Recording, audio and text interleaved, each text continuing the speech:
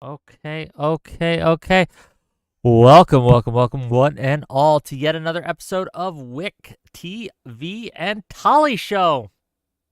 Yeah, it's that time of week, gang. We got a great one today. We're going to be discussing a variety of things, but I think they're all connected, and we'll get to it as we go. We're going to talk about MeToo. We're going to talk about whether or not, or why, I should say, men aren't approaching women as much anymore. We're going to discuss that. And we're going to talk about a new app that I've seen making the rounds. I don't know if you guys have heard of it, but it's called the T app. Okay. And it's designed so women can go on there and report on the men that they've been dating. It should be an interesting discussion. We got some great people to do it with. And I'm going to give the mic to Tali first to remind you that, she's here. And then we're going to talk to Charlie and then Zerse. Tali, what's up? Yeah, I'm excited for this conversation. It comes in part from Wicker viewer recommendations to have a conversation about the excesses of the Me Too movement. But I think it ties in nicely to sort of modern dating dynamics. And I'm excited for this rematch for you two to come back together. I think this is going to be an interesting conversation because in Have they ever theory, been there's so together? much that, I don't think we have, actually. Have we? I don't. No, I don't think so. I don't remember Zerse. No. am I just blending Are you thinking two different? You Are might you have mixing been, up yeah. Charlie with Diana Yap? Do all white women Yeah, look maybe the that's same exactly to what. you? Yeah. Is she a white remember, brunette? That could be that. Nah, she's I get an confused Asian. with No. many white brunettes. No, Yeah. she was Asian. That's yeah, so true. Okay, I blended two different conversations in my mind. We did Okay, do a cool. feminism panel once. Did we? Yeah, they were both. Didn't we? No, Zerse No, didn't. me and Tali. Now you're you're mixing up Zerse with. Yeah, I'm telling you. Yeah. Well, there you go, right? White brunettes. Okay. But anyway, I think this will be interesting because there's so much that we can all theoretically agree on, probably, which is that we want men out there asking out women and we want healthy sexual dynamics between everyone. But I'm sure we're going to have lots to argue about along the way. So I'm excited for this. I am too, especially since apparently, will we remember who they are after the show? I don't know. Like, will they all just be we know exactly who they are. Generic red pill man versus generic white woman. Let's go. I blended the two feminism conversations. Probably like three feminism conversations already. It's all good. I wanted to give the mic to, I guess we'll let ladies go first. Okay, generic white woman number one. Here's the mic. Tell people who you are. Remind Tali, apparently, who you are. And, hello, everyone. Yeah. I am Charlie, also known as Enemy Charlie. I am normally a Twitch streamer, but today I am trying my second ever YouTube stream. Exciting stuff. I talk more about. I know more about fantasy literature than I do anything else. But I like to have opinions anyway, and I am excited to be here. Is this also opening statements as well? Yeah, go for it. It's your time to okay. Shine. I think that essentially, I think that the Me Too movement did some pretty decent work. But I also think that it did go slightly far in the sense that I think straight people are really scared to talk to each other now in a way that's kind of weird. And I think that young men are afraid to approach young women these days. Because I think younger people are just bad at socializing now due to like the pandemic, but also due to like the loss of like third spaces, But also, yeah, I do think that a lot of young men are maybe scared to be accused of harassment. So. Okay. Yeah. No. It's. We'll get into it. There's a lot to go through here and a lot of threads to pull on, and I hope we're gonna pull on them. People in my chat are saying that you've learned not to stream to Twitch when you're on my show, and I think that's very funny. No, I'm just trying because people have been telling me that like YouTube is much better for like politics streaming because you don't get demonetized when you do that. Fair enough. Which is nice. Fair enough. You get in trouble on Twitch. Yeah. I will give the mic Yeah. now to Mr.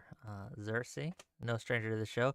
Generic red pillar, number 38. Go ahead. Nah, I'm so sorry, I'm a little more guys. than a generic red pillar. I think I'm the hero the red pill needs, you know. But not the one it deserves. No, I'm kidding. So when it comes to Me Too particularly, I think there's a world where it was absolutely necessary. And there's a world where I do think crappy individuals who utilize their power should be held to task. However, I think unfortunately, it did not hold those individuals to task. Instead, it became a sword of Damocles that hangs over the heads of very many young men that have had not so good experiences with young ladies. And so, ironically, where it should have affected and hurt the people on the upper echelons of society who were doing wrong, it really just instilled fear into the bottom parts of society, regular average males, to interacting with women. I will say, I don't think Me Too is entirely to blame for the fear of trying to interact or cold approach women or socialize with them. But I do think that it's an important thread. If we were to go through all the different reasons, Me Too, or like social humiliation, which may be better to say, certainly is definitely something I think a lot of males are afraid of. And I do think it's interesting and important to kind of discuss and talk about, but kind of always remember it's only one leg of the table, so to speak. And that would be my opinion so far.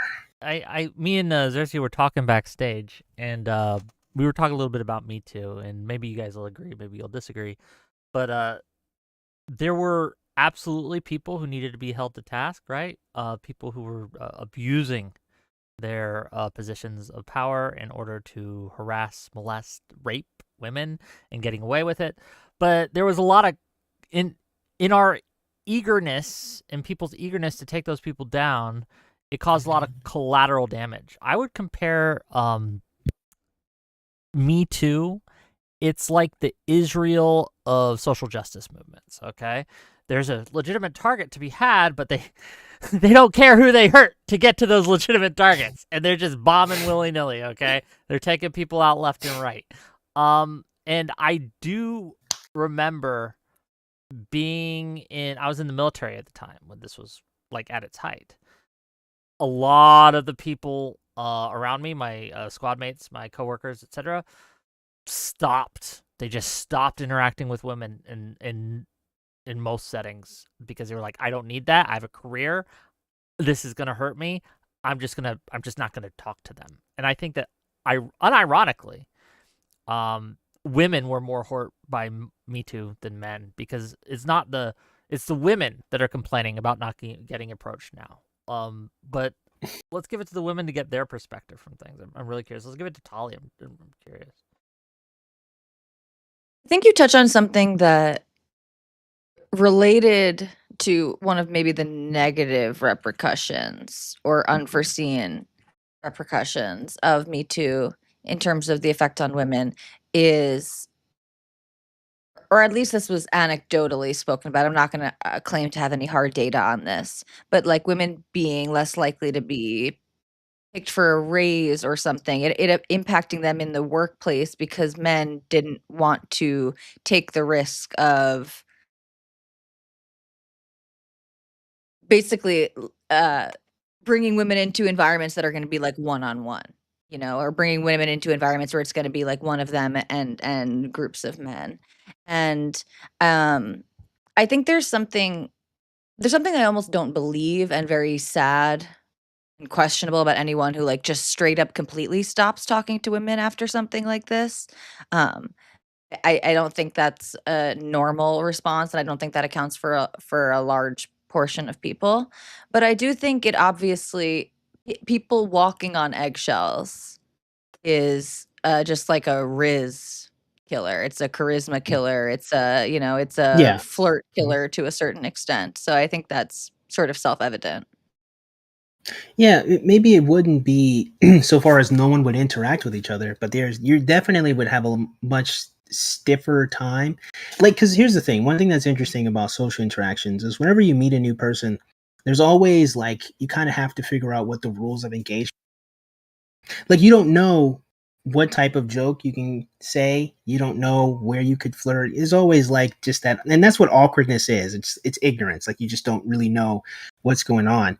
When you can get sniped by saying, I remember there's this one Reddit post I read. This one guy, it was from the lady's point of view, but the guy, I guess he was just overly nice, and like he was very, very helpful to her, and he just like was always around her, always kind of cleaning up her like workstation. I think they were like chemists or technicians in some regard, and she reported him to HR actually because he was just so nice. He was always hanging around trying to flirt with her, and so he just stopped. He didn't interact with her anymore. And what was so interesting is in the post, he's like, well, now he just never talks to me anymore. And I'm like, well, what did you expect? Like, I'm in my mind, I'm just kind of curious. I was going to make a YouTube video, but I'm like, where's the confusion here? Like, isn't that what you were asking for? And so She it's like, reported her the to thing him is, to HR. Is she, my understanding? yeah. And then mhm, complained she, about him talking to her. and I think talking that that's less, like also he, like, Go ahead, he's Charlie. there's Go like ahead, a Charlie, please. there's a thing where I do feel like and I think that younger generations suffer from this a lot, but I do think this is a not to make this about culture or ethnicity or anything, but I do think that a lot of like speaking from my own experience, like white Americans are very passive aggressive you can say that again. in our yeah in our communications, and there's a lot of like just inability to just like directly say things, especially like people from like the Midwest. I think like Northeasterners are a lot more direct. um it very much depends, but I think that kind of like I think that's gotten worse, and it's kind of infecting everyone because of social media. Like, people are just petrified of speaking to each other and having genuine, honest conversations. So she felt just like it's insane to me that she felt unable to just be like, "Hey, dude, I'm not interested, man." Because Yeah. that could be scary, absolutely. But you're also at work, and you can literally just be like, "Hey, just so you know, like, this is like just friends, coworkers. That's all this is." And so I think people's like inability to communicate appropriately like adults is just kind of, it's a shame. And now she's like, well, now I won't talk to me. Well, yeah, duh. He's not allowed to talk to you anymore. That's Yeah, exactly. crazy. Yeah. Yeah, Though I it will was say, wild. Go ahead. I think that I do think that harassment was very much acceptable for a very long time. I might have just had like very adverse experiences, but this was mostly in my middle school and high school. Sexual harassment was like rampant uh at in my middle school and high school against primarily girls, but also a little bit men, you know. Like the whole like bean dip thing. Do you remember when people would just like go around and just like, you know, essentially bean dip you, which is where you lift someone's boob and let it drop and just like smacking That's people's No, butts but that you didn't know. men well, men maybe had this maybe thing where smacking you a would butt, but tap the guy's balls, right? When you're going around, they would Yeah, just tap the guy's yeah. tap his balls, and balls. it was What was it just called? like, Yeah, like a nut check or something like Yeah, that. It was something like something like that. I yeah, that. remember Yeah. that. But that was just let's be like clear, that's middle super. school. I expect that in middle Yeah, school because they're children, right? because Right. because Yeah, that's totally mhm. fine. But what I'm not when I will say that as a little girl, it was unpleasant to have boys I don't know run up to me and grope me on the That's daily. fair. That Yeah. sucked. That was very Yeah. scary and weird and uncomfortable. And I do think that you know, I actually spoke to these little boys that I used to babysit that went to the same middle school and high school. And at the age where boys their age were like sexually harassing girls all the time, they were like, oh no, we're taught to like consent is really important now, and you can't touch people without asking. And I was like, oh my God, thank God. Schools change for the better, Jesus. So on one hand, I do think that people are just far more aware now. And thank fucking God for that, you know? But hold on.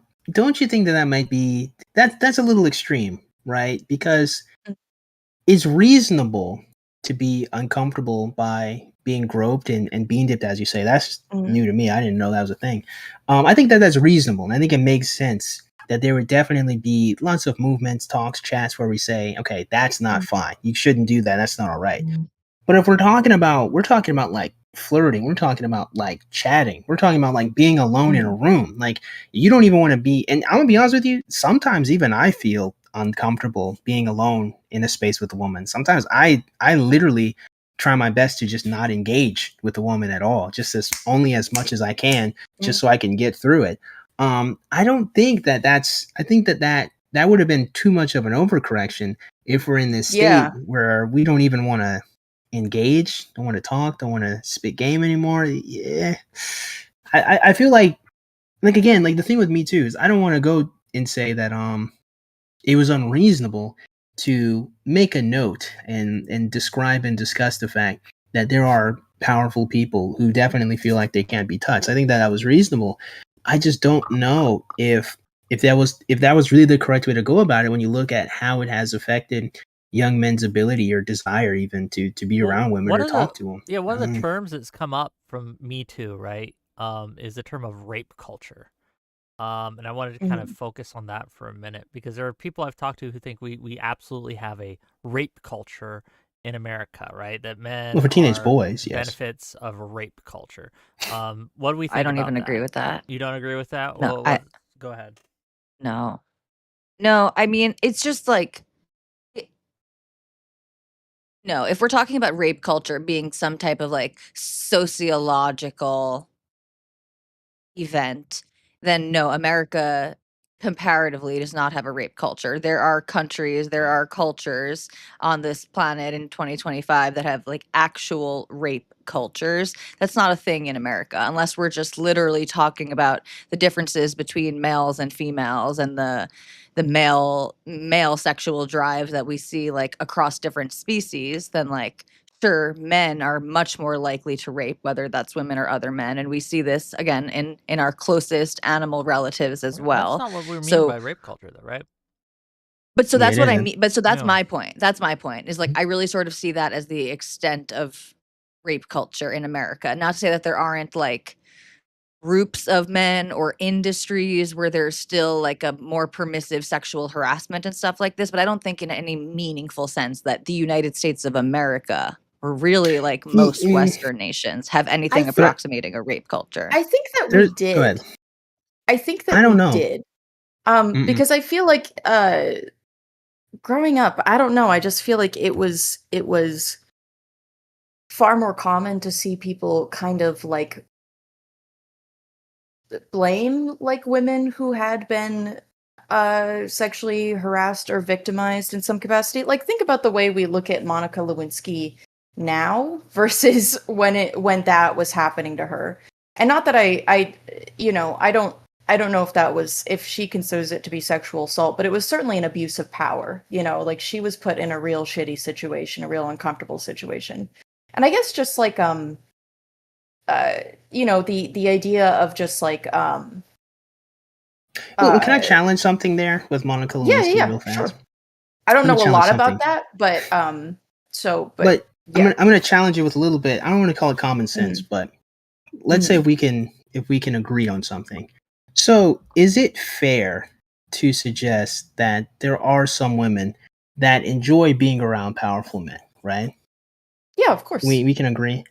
Can we agree that some of these women would want to be with those males sexually? Yes. If we can agree that be the case, then why are we introducing confusion with Monica Lewinsky and Bill Clinton?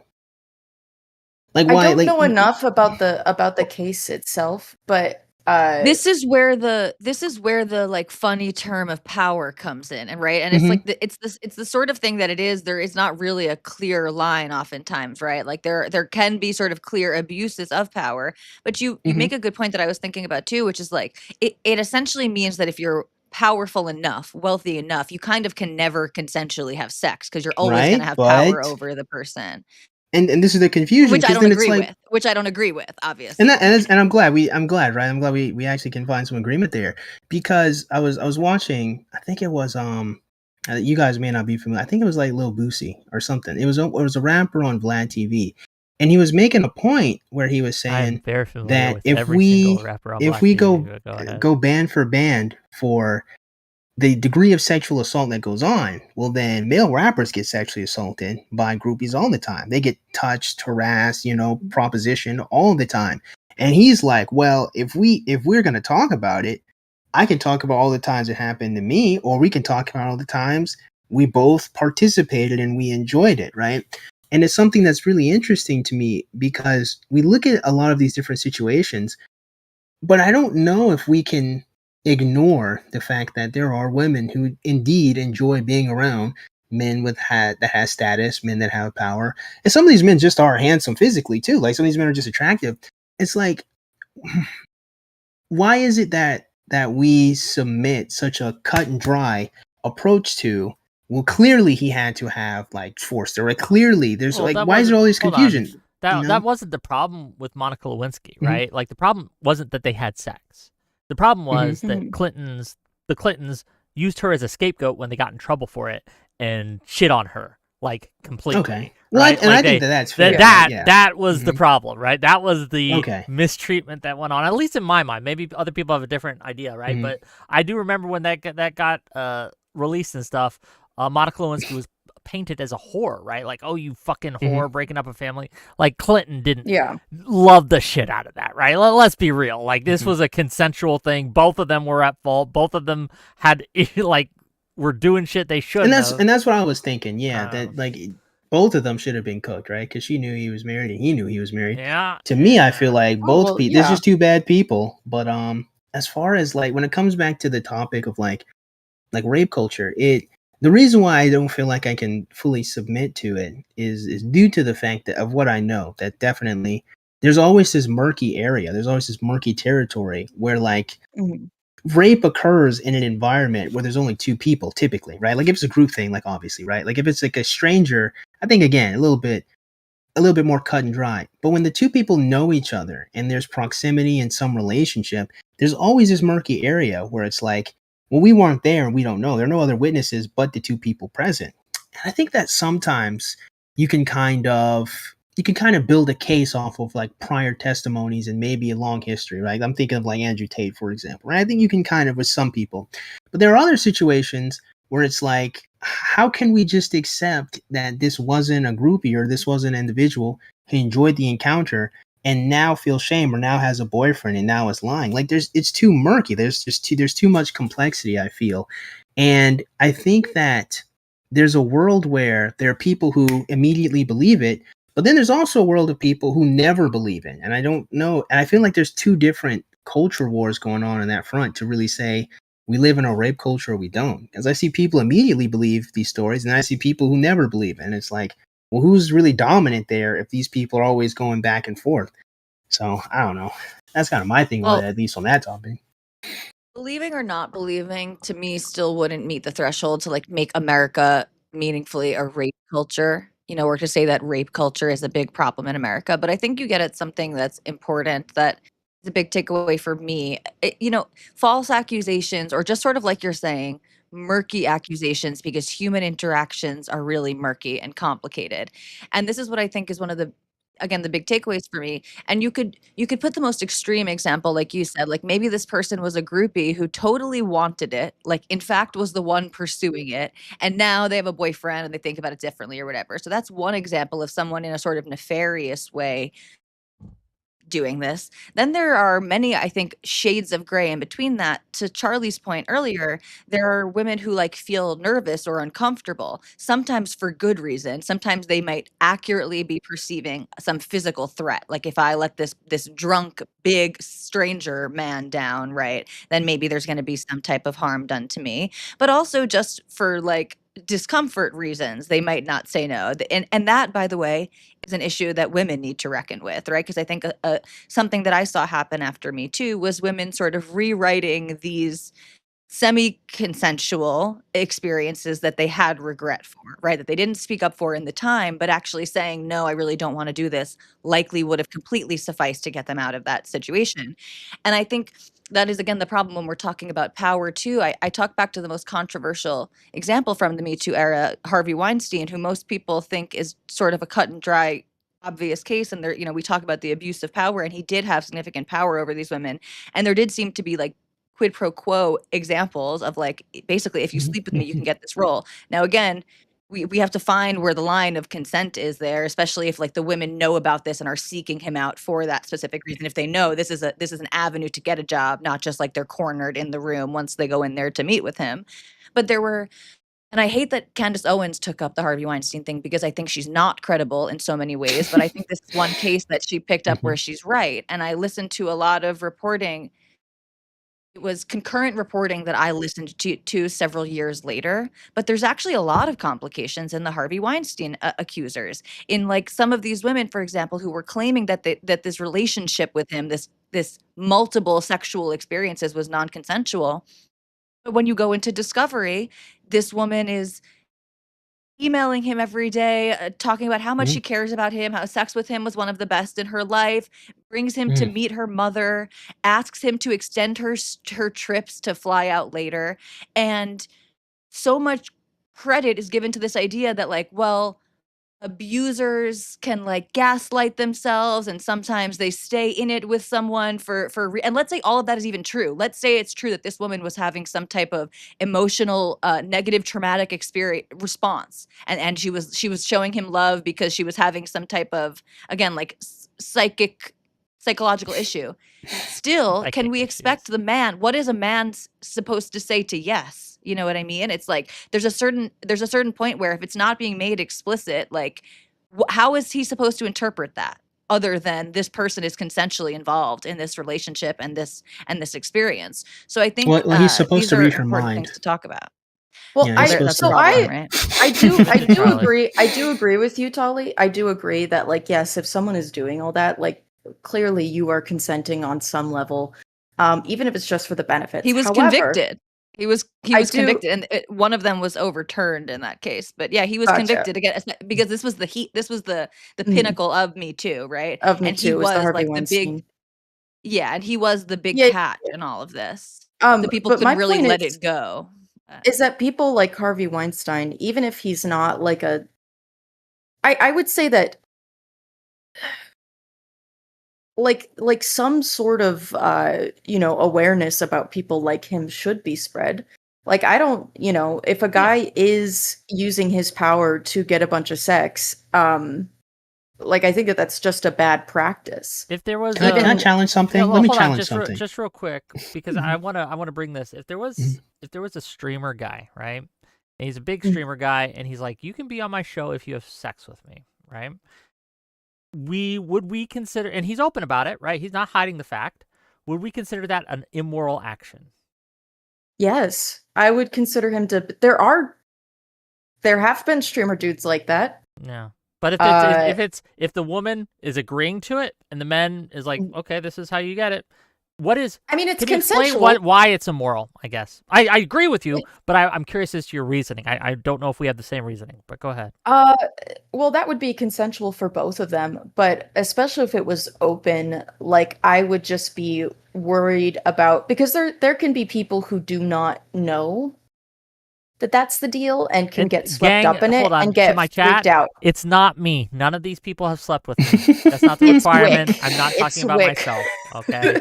Oh, well, Imagine a self-report actually, like it that. is in every Only single one, Zerse. especially Zerse. Only Yeah, Zerse had to What? speak Yeah. with Wick for this Anyway. panel. You know what I mean? But this is what I want to challenge. Okay, so maybe here's the thing. So I've analyzed our culture for quite some time, and there's a reality that people elevate the acquisition of sex as its own moral good, its own moral virtue. And then after they do that, they come up with all these different stipulations after the fact. And this is one of them. It's like, well, if you use your power to have sex, well, then that's kind of weird. That's kind of wrong. And I say, well, hold on. Why? What did he gain power for if not to easily have sex, right? Like, what do you think he wanted the power for if you also submit that men desire sex, women desire to use their power? What's actually wrong with this exchange, right? Now, I could argue what's wrong with the exchange from multiple different perspectives, but I'm just kind of curious, like from a sexual revolution liberal perspective, why is that icky? Like, he uses his power to have sex. Well, she wanted it. Like, she wants his power. She's using his power to elevate herself as well. after she has, so she gets to have sex and she gets a bonus in her social media. I think she's kind of coming out like a bandit, right? You know, I get a Yeah, stronger for social sure. media presence and would I get just- to have sex. You know, so Yeah. let's think about it, right? No. That's totally fair, but I would just consider it kind of like it wouldn't be entertainment that I would want to watch. Like, I mean, I guess good for both of them, A you lot know, of but it people want to watch that kind of be- entertainment, but go ahead. I mean, yeah, and good for them if they want to watch that Well, and she feel did like say they're a herself, to baller. be fair. But then Okay. I do think that like I think that especially with that, I think that like thinking of this kind of reminds me of Andrew Tate stuff a little bit, slightly. Where even if what Andrew Tate was doing was completely consensual, I don't know if I want young men to maybe model that and think of like sex as the ultimate end goal and kind of like I don't know, viewing women as sex objects and like not really focusing on building like healthy normal relationships. And I am someone that is very, pro sexual revolution, but uh I don't I guess maybe this is a bit uh corny of me perhaps, but I don't like to think of sex as transactional. I Aw. would prefer a world where people, you know, even if it's just a hookup, a one night stand, do it because they want to connect briefly or for a very long time with someone. I don't know. I just don't know Aren't if you that's the pro-sex kind That's of really lofty. That's really lofty, but it's like I am pro sex work. Well, I want like protections for sex workers. But Yeah. like I mean, I hold spent- on. Hold on, would you If you- hold on? if you're- Hold on, just real quick. If you think that a streamer saying, "Hey, if you want on my stream, you have to have sex with me," right? If you think that's immoral, why don't you think it's immoral for a woman, a sex worker, to be like, "If you want to have sex with me, you got to pay me money"? Well, she didn't. You say you're pro sex I work, think right? that I am pro sex work. Why I don't want you think it's immoral? Is what I'm protections asking. Yeah, exactly. Now, for yeah, sex mhm. workers? If you are doing it to They want survive, money. They're doing I it for think money. that yeah. I also think that's it's a different culture. Sex work is very much kind of not in the mainstream, and never really has been, in the sense where doing sex work can really fuck over your ability to participate in the world because of your reputation. You lose out on opportunities by being a sex worker. You know what I mean? Try to tell people you're a streamer and see how seriously they take you. Okay, right? Like tell people like, Of course what do they you don't. do for I a know, living? I I'm know, a I tell streamer. people- Yeah, but we and gotta see how be. you get treated. I mean, shit. But go Wick, on. we got to be fair though. We got to be fair because she makes a great point, right? Like there's a lot of like if you become a sex worker in a lot of different areas, you do get deadlocked from kind of doing anything else, right? Yeah. You can be a really great porn actress, like, and I mean like really emote, really sell the character, just actually honestly should have been on the big screen. No one cares. No one cares. They're not gonna cast you. You're not gonna be Invisible Woman. You're not breaking into any TV show. You're not getting that, right? You're kind of Yeah. stuck doing what you do. Even for example, like now it is the case that I have my criticisms for Sasa Gray says Nala. hello. Okay, by the way. Yeah, I That's know, just right? not the I mean But she didn't get that far, and that's kind of a great example because she tried and she didn't get that far. Why? She's deadlocked, right? Nala is another. I don't know if you know much she was about in movies, Nala, bro. Like Sasha Grey was yeah, in a lot of but movies. did she Like maybe actual not movies, very not popular porn movies. ones, and you're right, but not very popular ones, right? But like not when you say you know Sasha Grey, what does everyone think?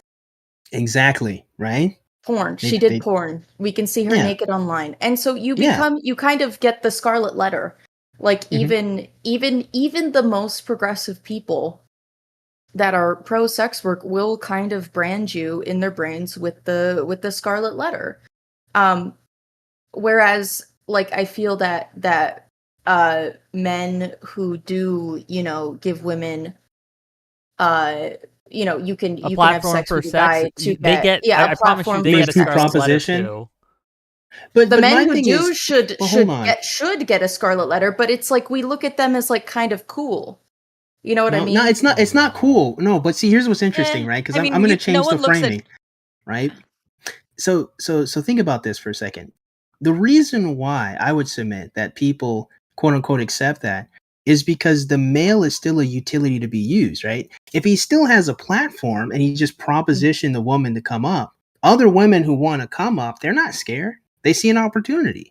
So if we're not acknowledging the humanity and the immorality of it, but we just see the utility of a platform being used, no one can really challenge it because they're not actually thinking beyond, well, it's prostitution, quid pro quo. But who why cares? wouldn't like other men just start? I also think that again, like by example, why wouldn't a bunch of dudes just start doing that? And then as a woman, Well, the they only would. way to get on any platform ever, like if that was normalized, would be sex, and then no one takes you seriously Well, because no, they it think wouldn't that be. It you wouldn't be got because men and women have equal access to the internet, right?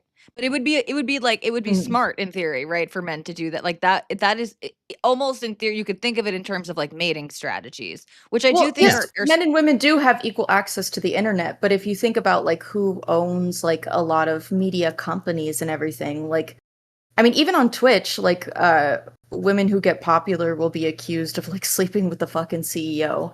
And Well, that's like a yeah, but men well, have women that a get similar popular will be problem. accused Men, hold on, they'll be really, accused really of quick. using their Just Tali, really quick. Men have a similar problem. If I ever go to bat for a woman, or if I ever have a woman on my platform, they're like, "Oh, you just want to sleep with her." Like, Yeah. and that's a problem. And mm, I do think that with kind of Kyla, for thing example, does recently I had Kyla on my show, right? And I was defending her point because I thought she was right. And people were like, "Why do you want to sleep with Kyla so much?" I'm like, "I just think she's Not fucking so right." erudite. Yeah, not so erudite, right? Oh, okay. And I'm like, yeah. it's that is a similar problem, and I think it's a mistake to characterize the accusations given by women as worse or somehow more nefarious than the accusations that were given towards men. Well, but Well, yeah, that's and it's the also problem with the same root dehumanization, though, though, Wick. right? Yeah. It- It's the dehumanization of males is another part of that, right? You think of males as only a sexual beast and everything they do is to have sex, then that's how you get, even if you defend Nasir Erudite's point, that's why, right? Because that's what we are. That's all we are. We just want to smash, right? So I think that like there's a lot of elements here that people don't recognize is like we're not taking the fullness of the male in question. And so it's like, to Charlie's point, should we look at men who proposition women, influence and power through sexual access as skeezy and nasty and immoral? I would say absolutely. Yeah, they're disgusting people. And I think that if you were to ask me why I have a reason, it is close to what Charlie was saying. Is that like if you put a woman in any position of power who doesn't have any actual, say, ability or any merit, right? If she's an influencer, she's just going to lead people astray because she doesn't actually have any integrity, anything of value to actually lead people in one area or the other, because she's only been here because she just has sex, right? Like if you have like, I don't want to say any names because I don't know for sure, but let's say we have like some conservative thoughts, right? We have like the tradcon ladies, right, who just tweet and Hold say on, a bunch of conservative nonsense. thoughts. I'm stealing Yeah, that. conservative thoughts, bro. Yeah, we I am cook them. stealing Yeah, we that cook them over on the entirely. manosphere, dude. But there's a few of them, and I don't want to cook them right now. But it's like if you put like a trad wife or a trad con or anything like that, and you find out on the back end she's actually having sex with some of these dudes at Turnpoint USA, and then like he's retweeting her or he's putting her in articles or whatnot. You don't have someone that has a strong actual like family value message or ideals that's actually going to lead people and give them good advice. You have a figurehead. You just have someone propped up. You just have hot air, right? And I think that that's a huge issue. I also think that just in terms of just integrity, it does still run counter if you're a conservative to quid pro quo sex in that environment as well. I think that you kind of shoot yourself, in the mouth. You just kind of defeat the whole purpose of being a conservative if you interact in environments like that. So to me, I think there's a lot of good reasons why you would want to be against propositioning any individual for sex with power. I just think the question is if you look at it from a sexual revolution framework of allowing people the freedom to have sex any way they wish, how do you actually frame a strong disagreement there? And that's why I'm challenging that, because I find it interesting that that is the framework of sex. Sex, you're supposed to acquire it, as a male especially. Like this is what measures you as a person. And then someone says, but not that way. And you're like, well, why not that way? If this is the most effective way, why not this way? And so that's why I wanted to challenge it. I think it's interesting. Go ahead, Tali. Charlie, do you have anything to say? I can jump in if not. No, No, Tali, I'm good. you wanted to get in earlier, and I want to mic drop. Come on, go ahead. Yeah, I don't remember exactly what I was saying at that point in time, but I think like there's to a certain extent like everyone is reading into this a little bit. Like I push back on a lot of like the feminist framing of this conversation, but I also push back on this idea that like accusing Wick of wanting to sleep with guests or something, or someone that he's defending, is somehow like dehumanizing men and we're not seeing them in their fullness. Like, man, okay. Or like we're just all acknowledging the like sexual pressure cooker that is life. Like we see beautiful woman, and yes, we assume that man in proximity wants to pursue beautiful woman, because guess what? Most men are attracted to beautiful women, and given the opportunity, they would pursue said woman. And I think these things are just like fine, good. In fact, at the very least, they're neutral. They're not bad. You say things. this, Tali. And so yeah, but you say this, Tali. But to kind of bring it back to the point of the show, right? If you do it quote unquote wrong, or if you are perceived as doing it wrong or cringe, you will be crucified. There is a reason. That I don't. That's a problem. Hold on. Especially, I could talk about the streaming space because I'm in it and I'm going to relate it to that. Do you think I can actually, even if I wanted to flirt with anyone here, I would never do so? The danger is just too much. I would never even approach a woman here because the danger is just too much. If say I was on Twitter or on a stream and I thought someone was beautiful and I thought I was very attracted to them, oh man, this person's great. They're amazing. I think I'm in love, gang. I have a huge crush. The danger for me as an influencer, as a panel host, as someone who streams, to DM them in any kind of flirty way is so great, I would never do it. It would have to be like a huge, right? The danger is just so much. Ironically, it just would never happen. The danger is reputational harm. Because Wick, assuming that you are but that's my income as well, right? That's his power. Of course, no, of course, but that's my point too, right? Is that this is all like a social issue essentially that we're making of it, right? Because like take the courts out of it, even though I think the courts thinks we went too far to a certain extent through the MeToo movement in sort of like in terms of what's the word for when a court case expires? The statute of limitations, in terms of like standards of evidence. I think there were certain things that like need to be sharpened in these types of cases, even though they're complicated. But yeah, this does come down to humans pressuring other humans. Because yeah, Wick, you propositioning someone, you likely wouldn't break the law doing that, because I don't think you're a serial killer or a super freak. But right. We're not talking about it would the just law be other here. people. Yeah, we're talking about right. It would be other people saying, reputation. "Oh, that's so creepy." Oh, right. Oh, he's taking advantage, and then people, trying to harm your reputation. So this really is a social issue that we need to figure out. That men and women need to figure out. Absolutely. I think that at the end of the day, it's we've gone too far. I think it honestly, and maybe maybe I'm a little self-interested in saying this. We should celebrate it. Like, there's this guy, okay, who I stream with sometimes. He's been on my show. No, fuck it. I'll name him because he said it publicly on my show, okay? Not fun. Sweet guy, okay? You guys know Non-Fun Shop Welfare Project guy? He's coming on my show next week. He's a nice guy. I see him sometimes under Thirst Trap Thoughts, okay? Posting things like, oh, man, you're so beautiful. I boost that guy up. Say, man, Non-Fun, thanks for helping me save that box of drowning puppies the other day from the river. You're such a good guy. Thanks for reshingling my roof, okay, for free to help my ailing grandmother. You're such a good guy. We need to celebrate men approaching women in public more. And I think we need to do it like to a huge extent. To be fair, that's not gonna happen.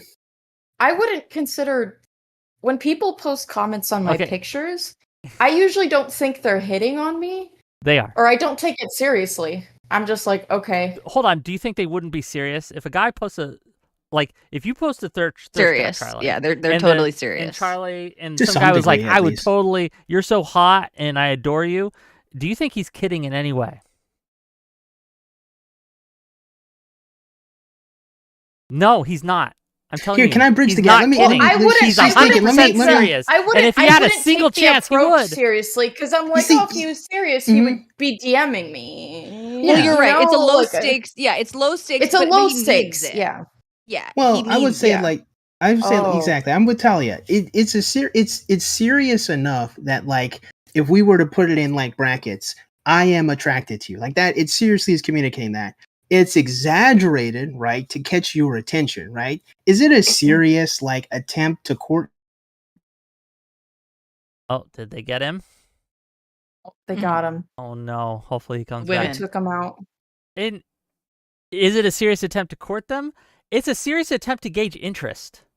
I think. Yeah, I think I understand it as like testing the waters. Yes, it's putting yourself. definitely. It's if I go up to a woman, okay, and I say, Mhm.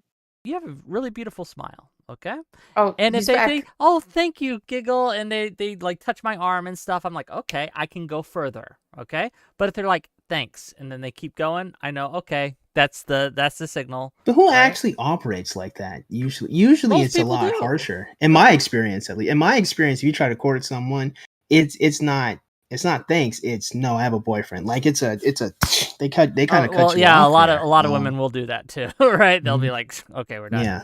But Well, it's also. I will Go. say it's hard. To be fair, I do have an interesting history with this where I don't know how much you guys. I had to catch up in the past couple of years on what man-woman interactions look like because I wasn't really having those for quite some time, and that was men didn't approach me that way unless they were gay, because I looked like a little twink. That's why. Oh, they thought you were a boy? Yeah. Oh. Well, because Was I she short wanted hair. that? I Right, yeah, you were going I for am that. yes, I am We're I am gender bending. detransitioned. Yeah, Yes. yeah, Okay. So Okay. it can be hard to gauge the like when you need to say the I have a boyfriend line because I typically would just assume that people were just being polite and nice, Mhm. and that can be I don't know. That can be really, really, really hard because you can accidentally give people affirmative signals when you think they're just being friendly. And so I wish that, and this is again something that I think is obnoxious about younger people and also like passive aggressive white Protestant behaviors, is that it's not upfront. It's not just stating one's interest. Now, when I hit on someone, I make it extremely clear. You can. Like, You're I'm a just woman. saying- You don't have the same reputation. Well, here's the thing, Wick.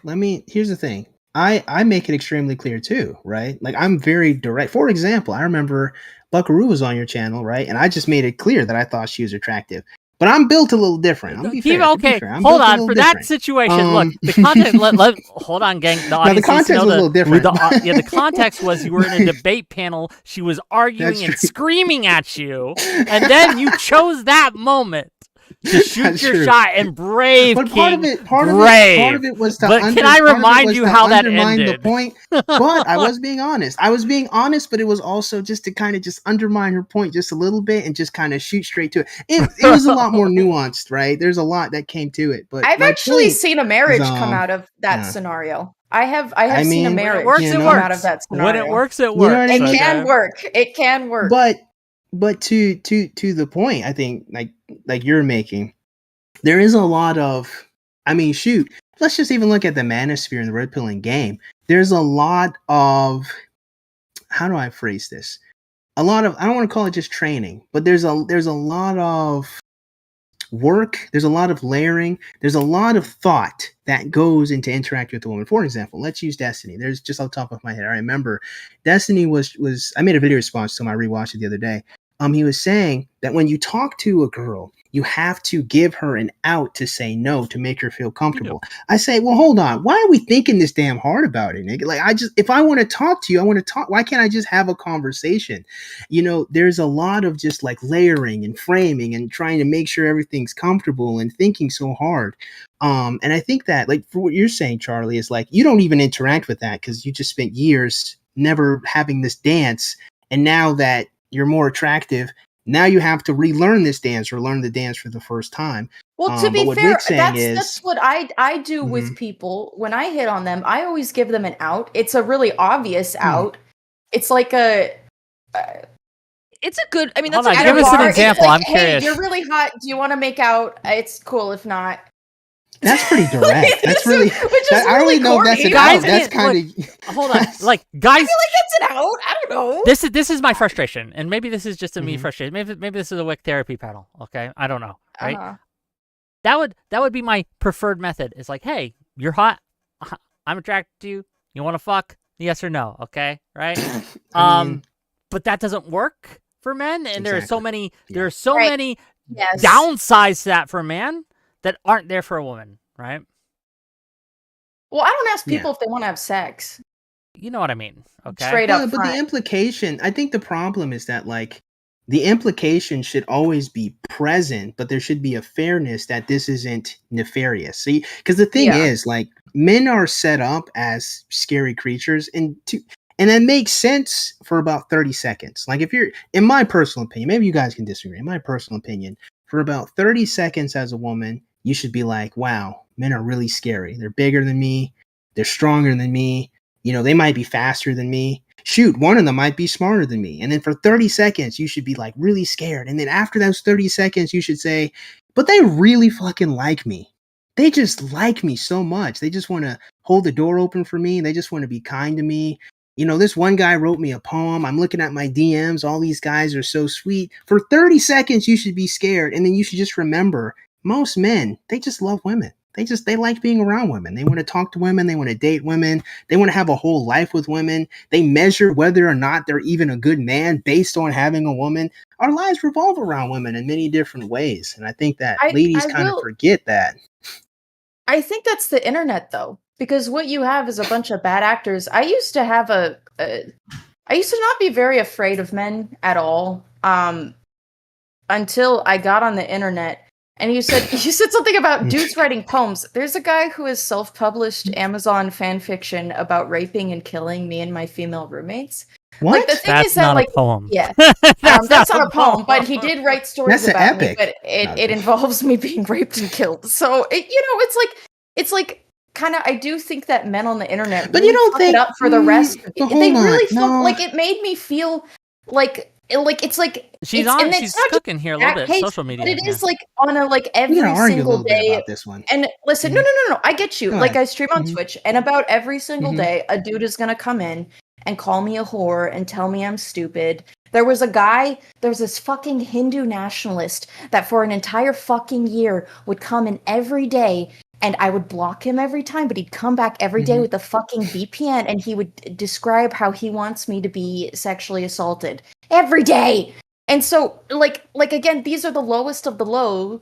These are like the worm beneath the boot men. These are like men that probably don't leave their house. But my God, after a point, I think if you're on social media, if you see the lowest of the low every day, you're going to develop a negative opinion. You know, it's like all those dudes who spend so much time in the manosphere that they think every single woman has like an OnlyFans, you know, and has had sex with 1,000 men.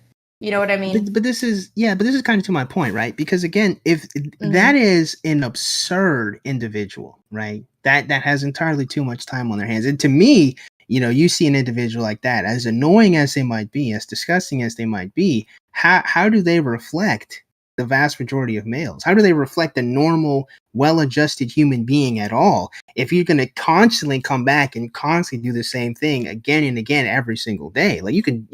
I mean, it's one thing to go to work. It's another thing to come to someone's Twitch stream and just behave so absurdly, right? So it's like, granted, that's a disgusting human. I'm not going to sit here and defend that because I think it's indefensible. It's too much time on your hand as well as being awful.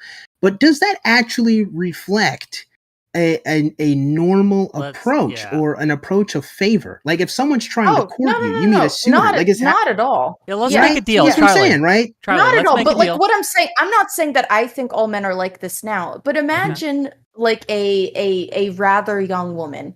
We've lost a lot of third places, all right? There's not a lot of places where I feel like young people are hanging out together in public. Imagine being one of these chronically online, very young people, young ladies, and this is your main way of interacting with men, is them being really creepy and weird on the internet. But I have Even to challenge you're going that. to form a negative opinion. I would say on Well, I agree. just I'm real going to quick, challenge this. just like even on the internet though, most men don't interact with women that way. Well, there's that, yeah. And yeah, I'll make you a Yeah. deal, Charlie. I'll make you a deal. You don't judge all of us men, right, based on Hindu nationalist guy, and we won't judge all women based on Lav. Okay, we won't hold you like to that standard, right? Okay. What Lav do? No, I'm I mean, I don't judge all men based on that standard. I don't. I never have. But it did, increase my distrust of men mildly in public. I'm now slightly more skittish than I was, which is to say not skittish enough, according to most of my friends. So why would your friend say you should be more skittish, though? That's my concern. I don't really have a good sense of... I don't detect threats well. Do most women detect threats well? I mean, I don't know. You look at Man of the Year on TikTok. I don't know if they. I don't think their sixth sense is working at all. Who's Man of the Year? So there's this TikTok trend called Man of the Year, where these ladies will post a screenshot or maybe even a recording of some guy they were dating or was trying to date, saying something out of pocket or saying something kind of like either he's being crass or he's just being abusive straight up. He's just like lambasting her, saying that she's terrible and awful. And I see stuff like that sometimes, and I just find it kind of strange that like there's this cultural idea that males are so terrible and bad that women would prefer to be in the forest with the bear, and yet somehow they have relationships with men like that. It's like something's not adding up to me on that front. He posted and maybe we'll get to it maybe in the next 5 minutes or so. The T app, right? And I'm just thinking to myself, you mean to tell me they made an app where they're talking about red flags and all these terrible males? But it's like, well, how did you get into the relationship in the first place if you're so hyper vigilant and afraid of us? Like something doesn't really make sense to me where they're like women are so hyper vigilant of males and yet they end up with the worst men possible. Well, I do like something ain't adding up to me. Hold on. I just want to say this, and I'm going to give it to Charlie. Then I want Tali to get in here, right? But to Zerse's point, like Zerse and I disagree on a few things, but one of the things I think we agree on, and he can correct me if I'm wrong, is that what women say they want doesn't necessarily match up with their behaviors, right? Like with who they're choosing to date. Like they say, well, I just want someone who's going to treat me nice. And then you look at everyone they've ever dated, and it's not that. He's a demon. It's not that. And they keep doing it. And at a certain point, you're like, maybe you don't want someone who'll treat you nice. Maybe you're looking for other factors, and maybe that's not even a factor at all to you. I don't know, but that's just me. And I want to give it to Charlie, and I want to give it to Tali. Go ahead. No, that's super fair. I will say about that T app, that seems like the most antisocial thing I've ever seen. It's kind of like, was it Harry Sisson that a bunch of women got together and posted screenshots of him flirting with them? Of him being, it's like, no, he was that ass so fat. I remember that quote, like, God, that ass fat or some shit, right? Like that pissed me off because I'm like, okay, like what, you guys are mad because he's talking to multiple women and he's not dating any of you and he's just attracted to you guys? Like that's so, like that irritated me, and I think that T app is going to be used for the same kind of thing. Now, mind you, about women getting into relationships with abusive men, I think that there's two things that happen here. One, there are people who have had and this happens to men as well, and it doesn't matter your sexuality, it can happen to anyone. People who have had really gnarly childhoods and maybe were never shown modeled a proper loving relationship. They are more likely to seek out individuals that replicate the the relationships that they had with their parents in childhood. Like, if you grew up with your parents beating the shit out of you and never showing you love, that's what love is going to feel like to you. So you're going to seek out people like that. Two, there are people, there's sneaky people, like a lot of dudes are not just like smacking women around right out the gate. And a lot of women aren't just smacking dudes around right out of the gate. A lot of the time they'll wait until you're trapped. Once they kind of gotcha, like I don't think that abusive people show themselves immediately all the time. I think you're 100% correct, right? What I've recognized in my analyses is that the first step to a lot of abusive situations is isolation, right? That's the first step. And it may find itself maybe not so obvious. Sometimes, you might move to a different location for a very reasonable reason. Maybe you're in the military even, right? But it's that separation from your friend group or support. That's the first step, right? Or sometimes it's you require the individual to be there to afford your rent. Sometimes a woman doesn't even like the guy, but she needs him there because like he's the other income to the house or apartment or wherever that they're at. So I understand that. I understand that there's definitely can be like a slow burn. I understand that there's a pattern to this stuff.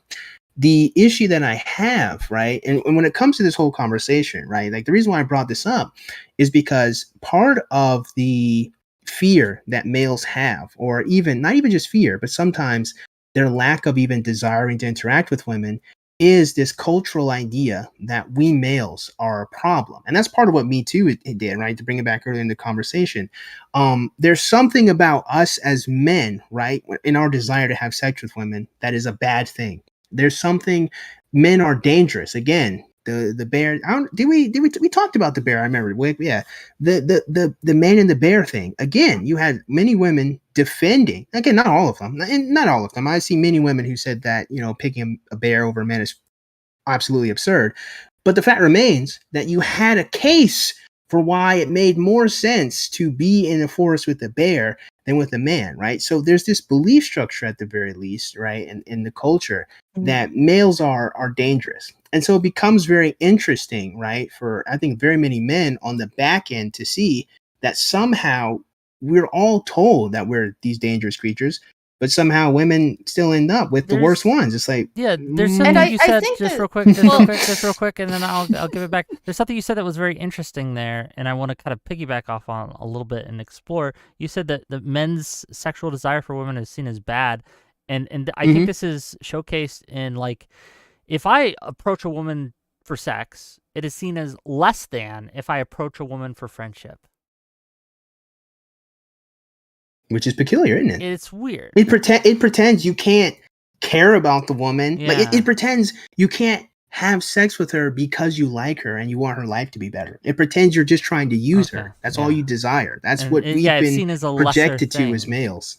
But anyway, go ahead, women. I think so. I think like it feels like a bit of a straw man, this idea of like, oh, all the women complaining about men then end up with the worst men. It's not all of them. To be fair, it's not all of them, but it's a good amount. But I actually, to disagree with you, but ultimately back up your point, I think a larger problem is the women with obviously good men, decent men. The problem, like for me, overwhelmingly, is not the woman who's been abused and is crying out about her abuser, right? And obviously, we would all agree with that. The problem, and especially during the Me Too time and in this sort of time of talking about toxic masculinity, which I think to a certain extent we're moving out of that direction. I think that's a good thing.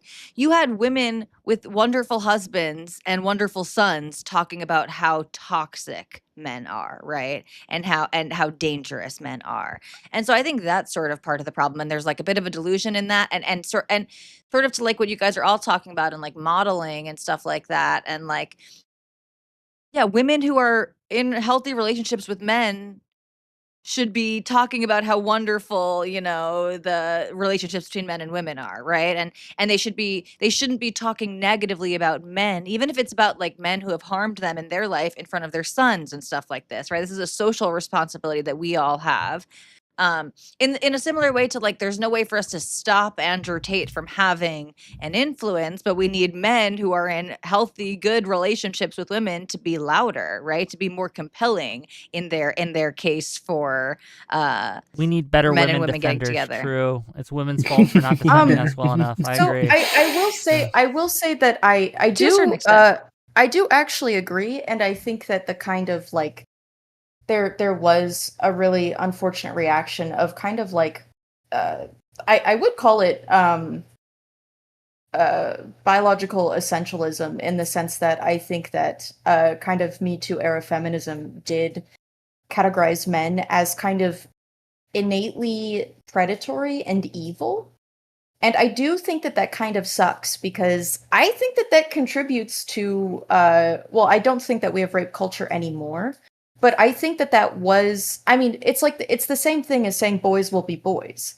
So in the end, it negatively impacts everyone. If you have, young men perceiving themselves as super predators, whether that's in a positive or negative way, whether it's okay for them to harass people, or whether they should, never speak to women because they're just a constant danger and awful and evil. I think it's bad. I think it's a very negative thing. If you tell people they're a monster, eventually they'll believe you.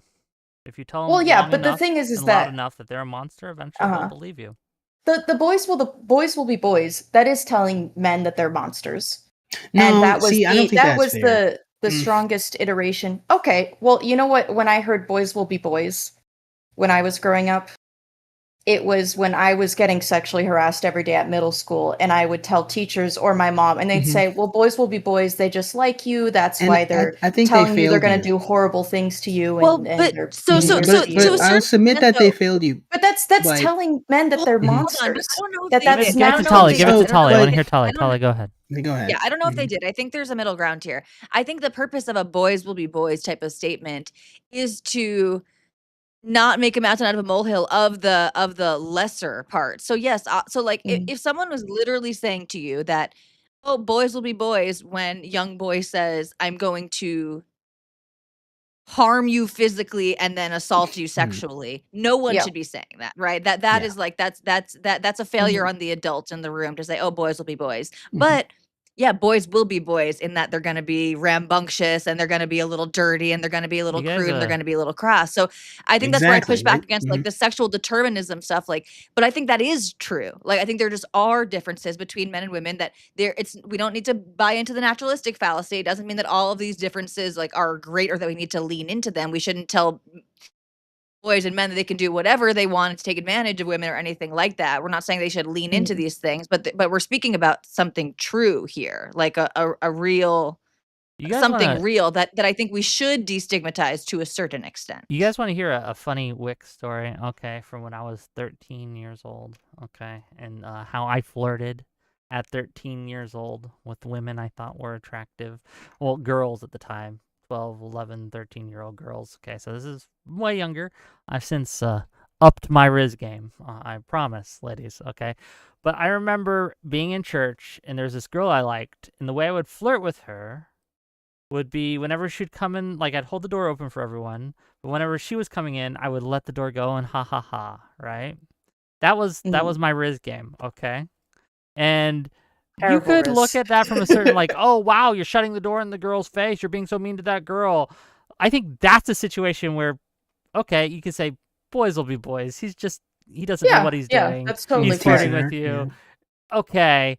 I think that's substantially different than the No, grabbing I your had a boob boy. I and had dropping a it. boy Yeah. tell me that he was going to grape me anally and use my blood as lube, Okay, and that was that's a not- scenario that's where not I the was same told thing. that boys Can will we- be boys. So like That's someone that needs there's to a be spectrum here. flagged by the There's school a counselor. I'm telling and you, watched right? There's a closely, spectrum here. yeah. You know what I mean? Like I'm that telling was. you, but Charlie, like level I with had me. nightmare Like, experiences as a teenager. It was I not know, good. right?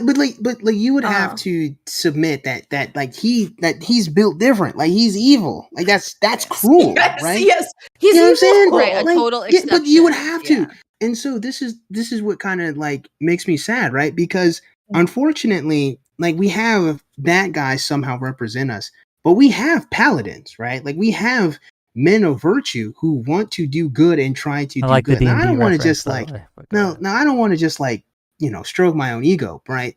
But I tried to be a paladin back when I was in high school. I tried to be a very, very good man to women that I Look at him loved and now, cared about. boys. So I was that person. I'll give you another example, right? There was definitely like kind you know, boys. There were absolutely kind boys. but this is the thing, right? So The overwhelming maybe one majority of day, Yeah, boys. you aren't You on know the what, internet Wick? telling the kind boy stories. Well, that's the overwhelming exactly right. majority of That's what I'm boys telling and you, men right? are kind or funny But or where's the motivated. Like they TikTok are all trend? of the good Where's qualities. the well, TikTok we were trend of talking about that? Or when I met, monstrosity. that's You my know, we were talking point. about There's no monstrosity. balance, right? There's Mhm. no balance, right? And this is why I think that like a lot of males, like they hear, even the good males, they hear these And awful good males stories are about seen other as men, simps. and They're made they fun of. don't. They're There's that. miladied, right? Like Mhm. they're made There's into a mockery, right? No But and that's is guy that part of not it. growing up something wants That's to be a that that. part of it, Men right? men are kind of doing do to that. each other? Yeah, that's mostly That's men doing That's that men to true. each and other. women both. But Yeah. hold I on, agree. women don't defend them though. Here's the thing. What's I crazy? do. Women don't defend that though, right? Like they I don't do. extend, and that you're lovely for that. But most of the time, women don't stop and pause and say, "Look, honestly, I like those simps. I want to be with the simp. I married." They don't say that. They don't say that. That's the men that I they end actually up think a with. They tell decent amount of opposite. women. I think painting maybe too big broad of a brush there. Although we're doing that with this whole conversation, and again, we have to all Mhm. remind ourselves that the segment of people talking about this online is not necessarily representative of the population at Yeah. large. But I mean, I do see women Uh, say specifically that, like, no, I do. Women want a man to simp for them. They don't want them to be a what if doormat. he's But King yes, like Arthur? They want King Arthur to simp. They want Thor to simp. They want the once and future king who is extremely powerful to bend the knee. But they don't want, some pauper. They don't want some normal guy to simp for them. They find there's a lot of disdain for men who Oh, operate like that. In speak for fact, yourself. based remember the story I said earlier, right? With the Reddit Mhm. post. You had a guy who was her coworker who was indeed Mhm. simping, and she's like, no, I don't want him. I don't want that guy. I'm gonna go to HR and get that guy away from me. So males, just because they perform the way you say you want, if he's not the guy you want, it doesn't matter, right? That's another part of the conversation that gets ignored because a lot of men understand as well that if they're not that guy, if they're not him, then why should I even begin to engage? So it's not just me too. Remember when I said me Too is one of the legs on the table. There's lots of different. There's four legs, right? And another one of them, I think, is this lack of matching. Of you say you want a simp, you say you want simp energy.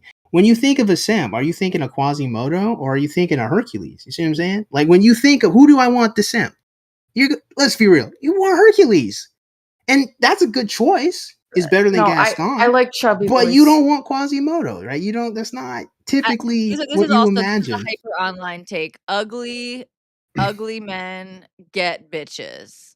I mean, this They just do. does But here's happen. no. But the question. So this. I love this. That's beautiful. Dude, wait. I need to Yeah. tell you something. So you know all the hot twitchy girls? You know, like all Sure. those like devastatingly beautiful women. I need you to know that like Well, you're 99% one of of them, them. Like so. when you see them in the real world, they have a Quasimodo Yeah. that But see, treats them like a this is perfect princess. though. But Okay? this is That the thing treats though. them Here's like the a question. princess. But here's the question though. Here's the question. Does she actually like him? Does she actually respect him? Or is that who she can control and feel comfort with? Because This is if where she we're parting wants to be ways, with an seriously. attractive man, if she wants to be with a really nice guy, I'm sorry, a nice I just attractive don't guy, but know. I he's gonna just don't know cheat, The if same Hercules is but she's what comfortable. a lot of people are attracted to. No, but Hercules is a great example. I'll tell you why. Hercules is a really good spirited man that is also handsome and does the right thing. So Hercules is who you should want. Gaston is the individual you shouldn't want. Vain, haughty, arrogant. You don't want Gaston. You want Hercules, right? Quasimodo, right? He's ugly, but he's also good natured too. The question is, when you imagine the man you want, do you imagine Quasimodo People are reminding me Hercules did kill his wife and children and his whole family. That's how it went. Okay, we're talking about the Disney. Well, we're not talking. Obviously, we're not talking about Heracles. We're not talking about Heracles, right? You know what I mean? Men also ideally want the supermodel, but they are going to happily settle. And yes, settle is a fine word in this case for the woman who's not a supermodel, who gives him babies and takes care of him. I'm with the you don't women here. understand. Cersei, hold on, Cersei. Let me go. Cersei, you're wrong Go here. ahead. Like there are plenty of men. There are plenty of men. There are plenty of men who, well, yes, like in theory, yes, I would like. Hot supermodel number 15, please. But we realize, okay, not in the cards, but you know what? I still like a 6. I'll still take a 6. A 6 is fine. A 6 is because maybe the 6 has a great personality and you have the like same hobbies, Look, and maybe you love each other. Here's a hint. Here's a hint to all of you out there, all you ladies out there, okay? It's not so much how you look. That matters to an extent. But if you like me and you show me you like me, that makes so much of a difference. I would rather really into me 6 than an aloof 10. Well, you can't date an aloof 10 because they don't want you, right? Like that kind of predisposes. See, here's the thing: is it fair to suggest that people in multiple different areas, males and females, they settle, which is to say they get what they can get. They say, well, I can't get anything better. I'm just going to be here, whatever. Absolutely. I think that there's something wrong with that mindset in many different areas, but we can, maybe we'll get to it. Who knows?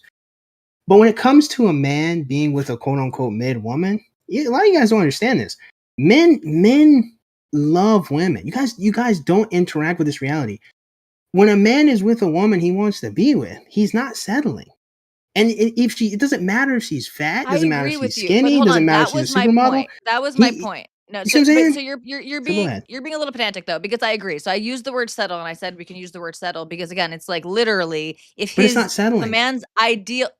Okay, sure. But so do you see how we're just fighting over how we're using this term here? Because my point being, if a man's ideal sexual target, right, is a 15 out of 10, is the supermodel, he is going to still, I agree with you. It's not just settling. It's not like, oh shit, this is the best I can get. So whatever, fuck it, I'll take this loser. No, it's that he wants the woman. No. I agree. See, you think. Hold on. This is where your error is. I'm gonna explain. No. Sorry, you're okay, intentionally. Go ahead. No, sorry. Yeah, you are. I don't want to say intentionally, but you are misunderstanding me pretty explicitly.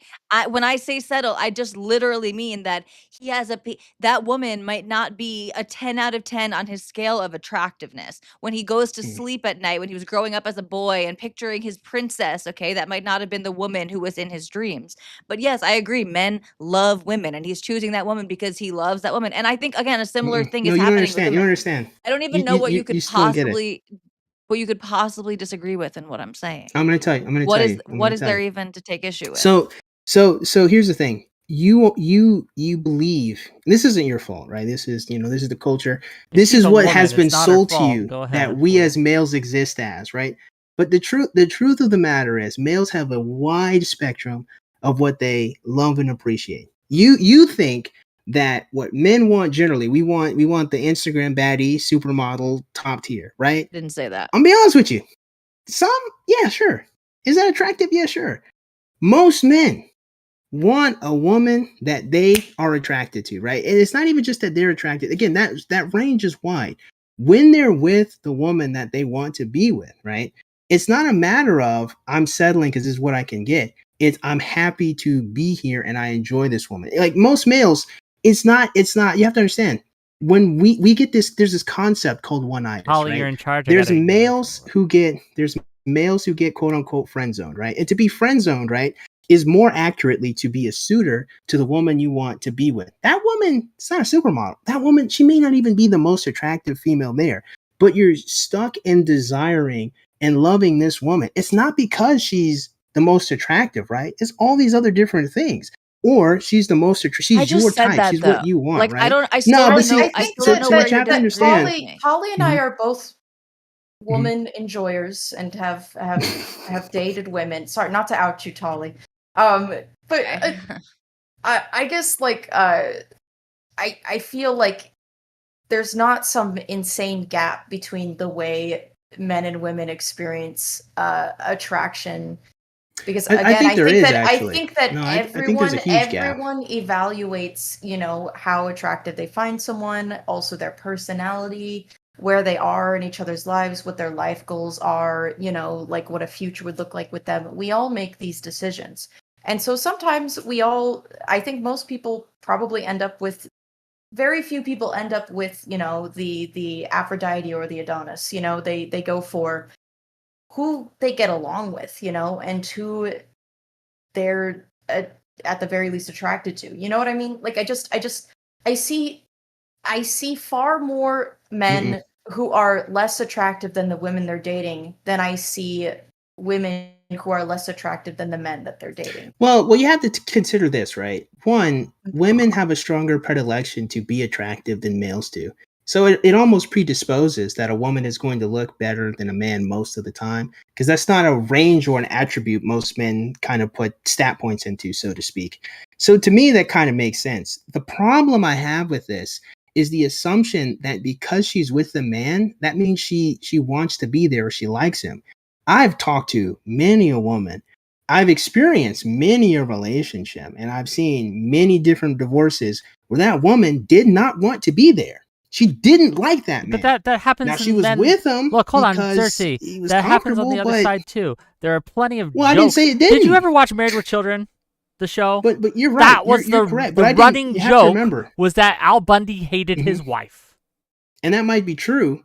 But I didn't argue the opposite, right? What I argued here was that the presence of being with an unattractive male doesn't mean he's happy or that the woman's happy. It doesn't mean that.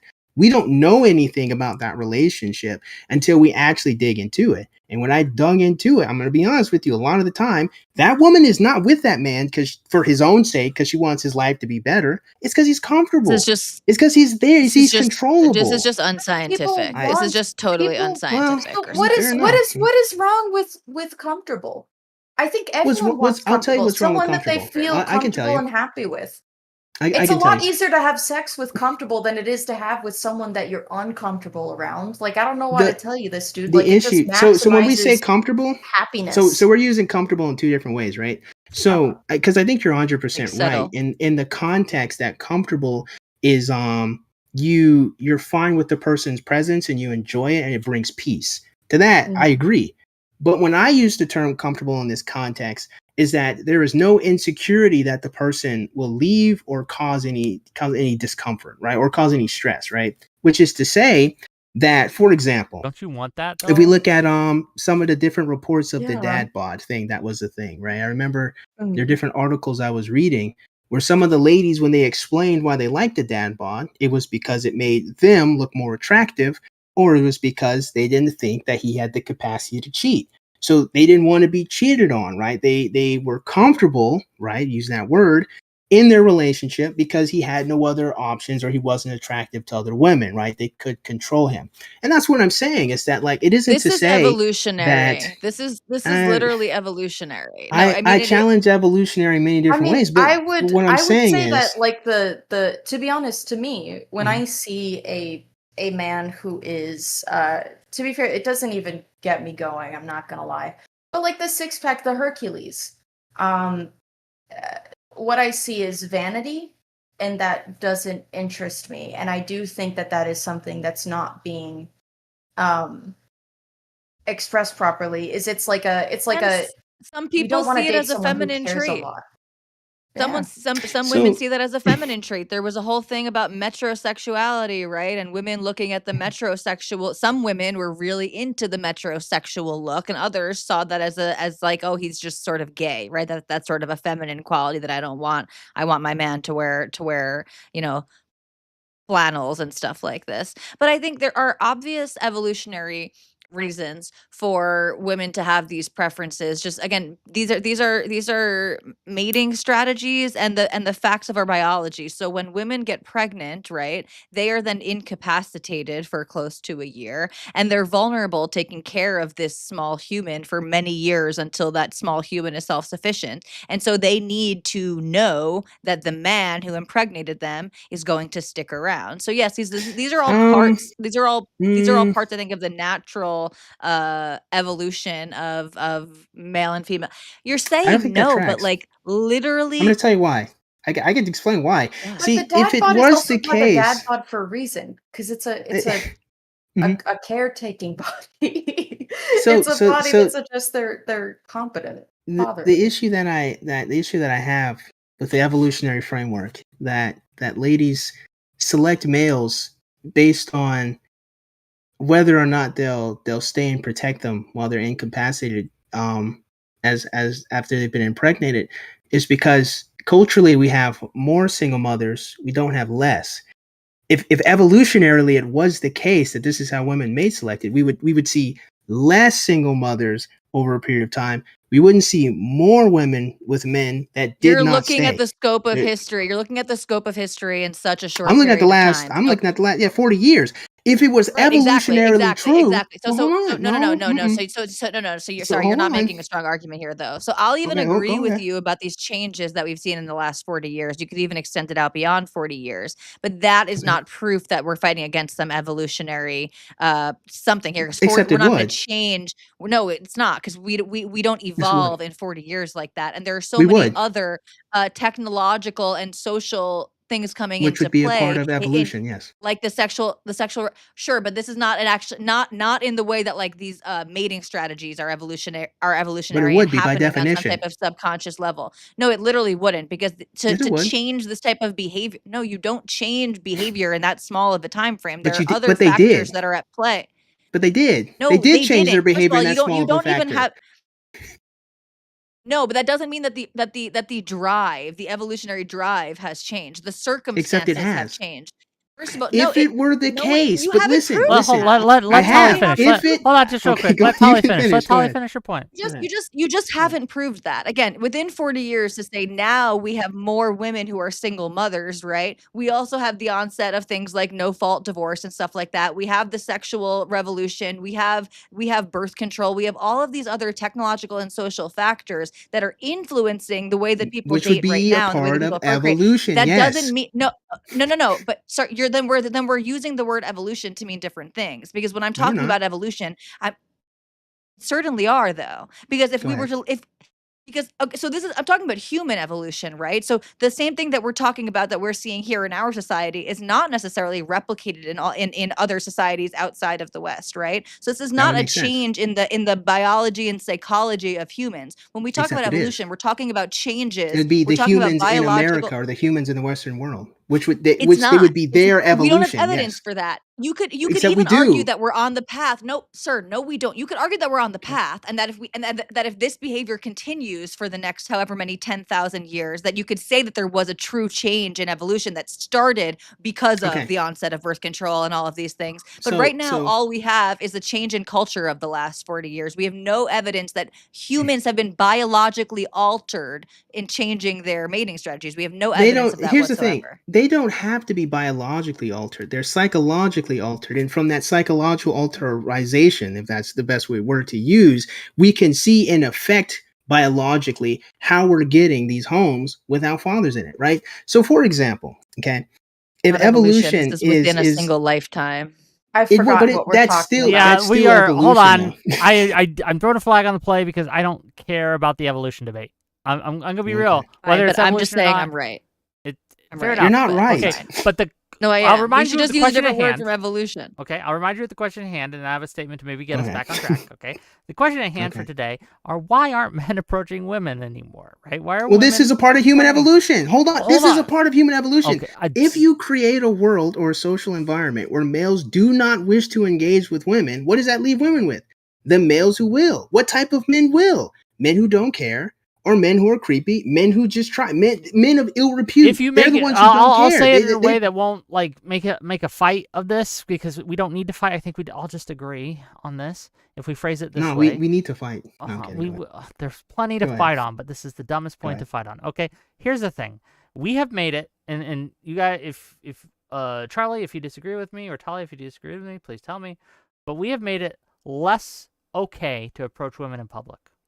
We have made it less okay. There are less places today that it is socially acceptable for men to approach women than it was 30, even 20 years ago, right? There are less places that it's okay. If you approach women, and we are told, and men are told, don't approach women at the gym. Don't approach women at the grocery store. Don't approach women at the workplace. Don't approach women any of these places. And if you do, you're a creep. What that has done is that it has mean men who do not want to be a creep or who care about whether or not they are seen as a creep have stopped, largely, approaching in these spaces.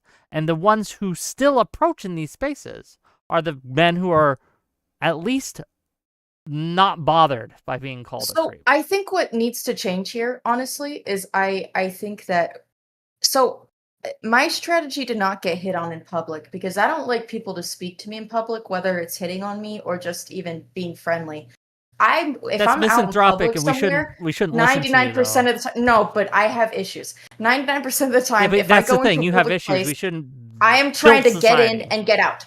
So what I do is I don't make eye contact with people, and I have really heavy eyebrows and deep set eyes. And so if I don't make a facial expression, I look like I want people to die. Now, if you don't want to be hit on, that's a great approach if you're a woman. Look like you would kill someone. It works. But if you want to be hit on and you're a lady, and I think women need to take the initiative on this and stop being anxious about hitting on men. I really do think women need to be more ambitious. Heterosexual women stress me out with their inability to hit on men. You need to be making eye contact with dudes that you find attractive and smiling.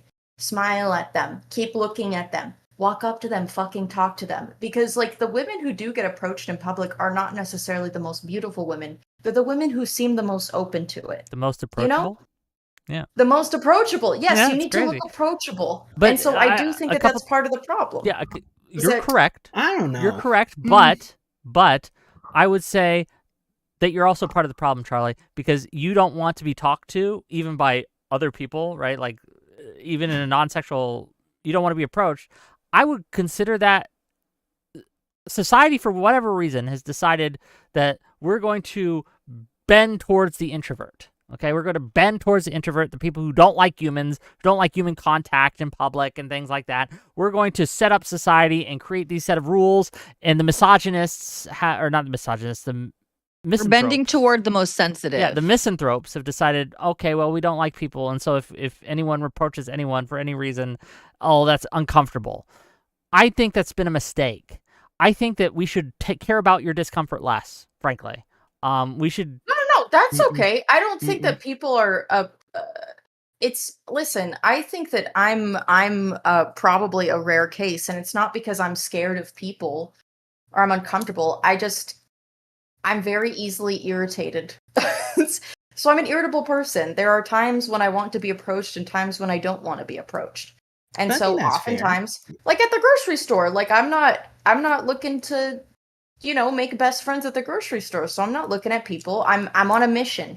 What I mean, I'm not talking about I go out to the club and I, brood in the corner. I'm not, Strider in the corner. Fucking people. Freaking people out. Like, I'm talking about, like, if I'm at the grocery store, get in, get out. I'm on a mission, and that's what I'm about. So that's what I mean. That's what I mean. Can I challenge that? Sure. I want to challenge that. And the reason why I want to challenge that is because the club, unfortunately, has a connotation to it, right? Of like drinking. I don't want to say ill repute entirely, but typically you're not trying to find your soulmate at the club, right? But the grocery store, on the other hand, is a neutral plane that we all kind of have to go because that's where food is, that's where food and water is, right? Typically.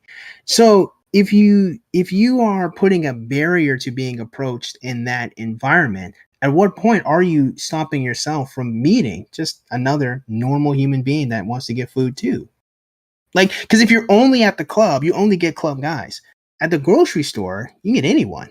I don't go like to just the a club normal guy all that the goes to the time. library more than anything, Well, I usually, to be honest, before I moved to Los Angeles, I lived in Portland, and like nearly every day I would go to like the coffee shop near my house. I would take a walk and I'd go to the coffee shop. And that's a very neutral place where you can make friends and meet people. And I would leave myself in a very neutral way. That was not mission. That was not mission, Charlie. That was, I'm going to go sit and read. If people talk to me, they can talk to me. And sometimes people will talk to me and that'd be fine. But the grocery store that's the mission. That's a mission place. I don't like to be at the grocery store. Now I want to continue to challenge this because I find it interesting. what's really interesting here, right, is this is another like layer to what I was saying earlier today about how there's rules of engagement to talking to women, right? And there's a lot of that goes on in the manosphere and the red pill, which I've been a part of for very many years, where it's trying to figure out how to talk and approach the women.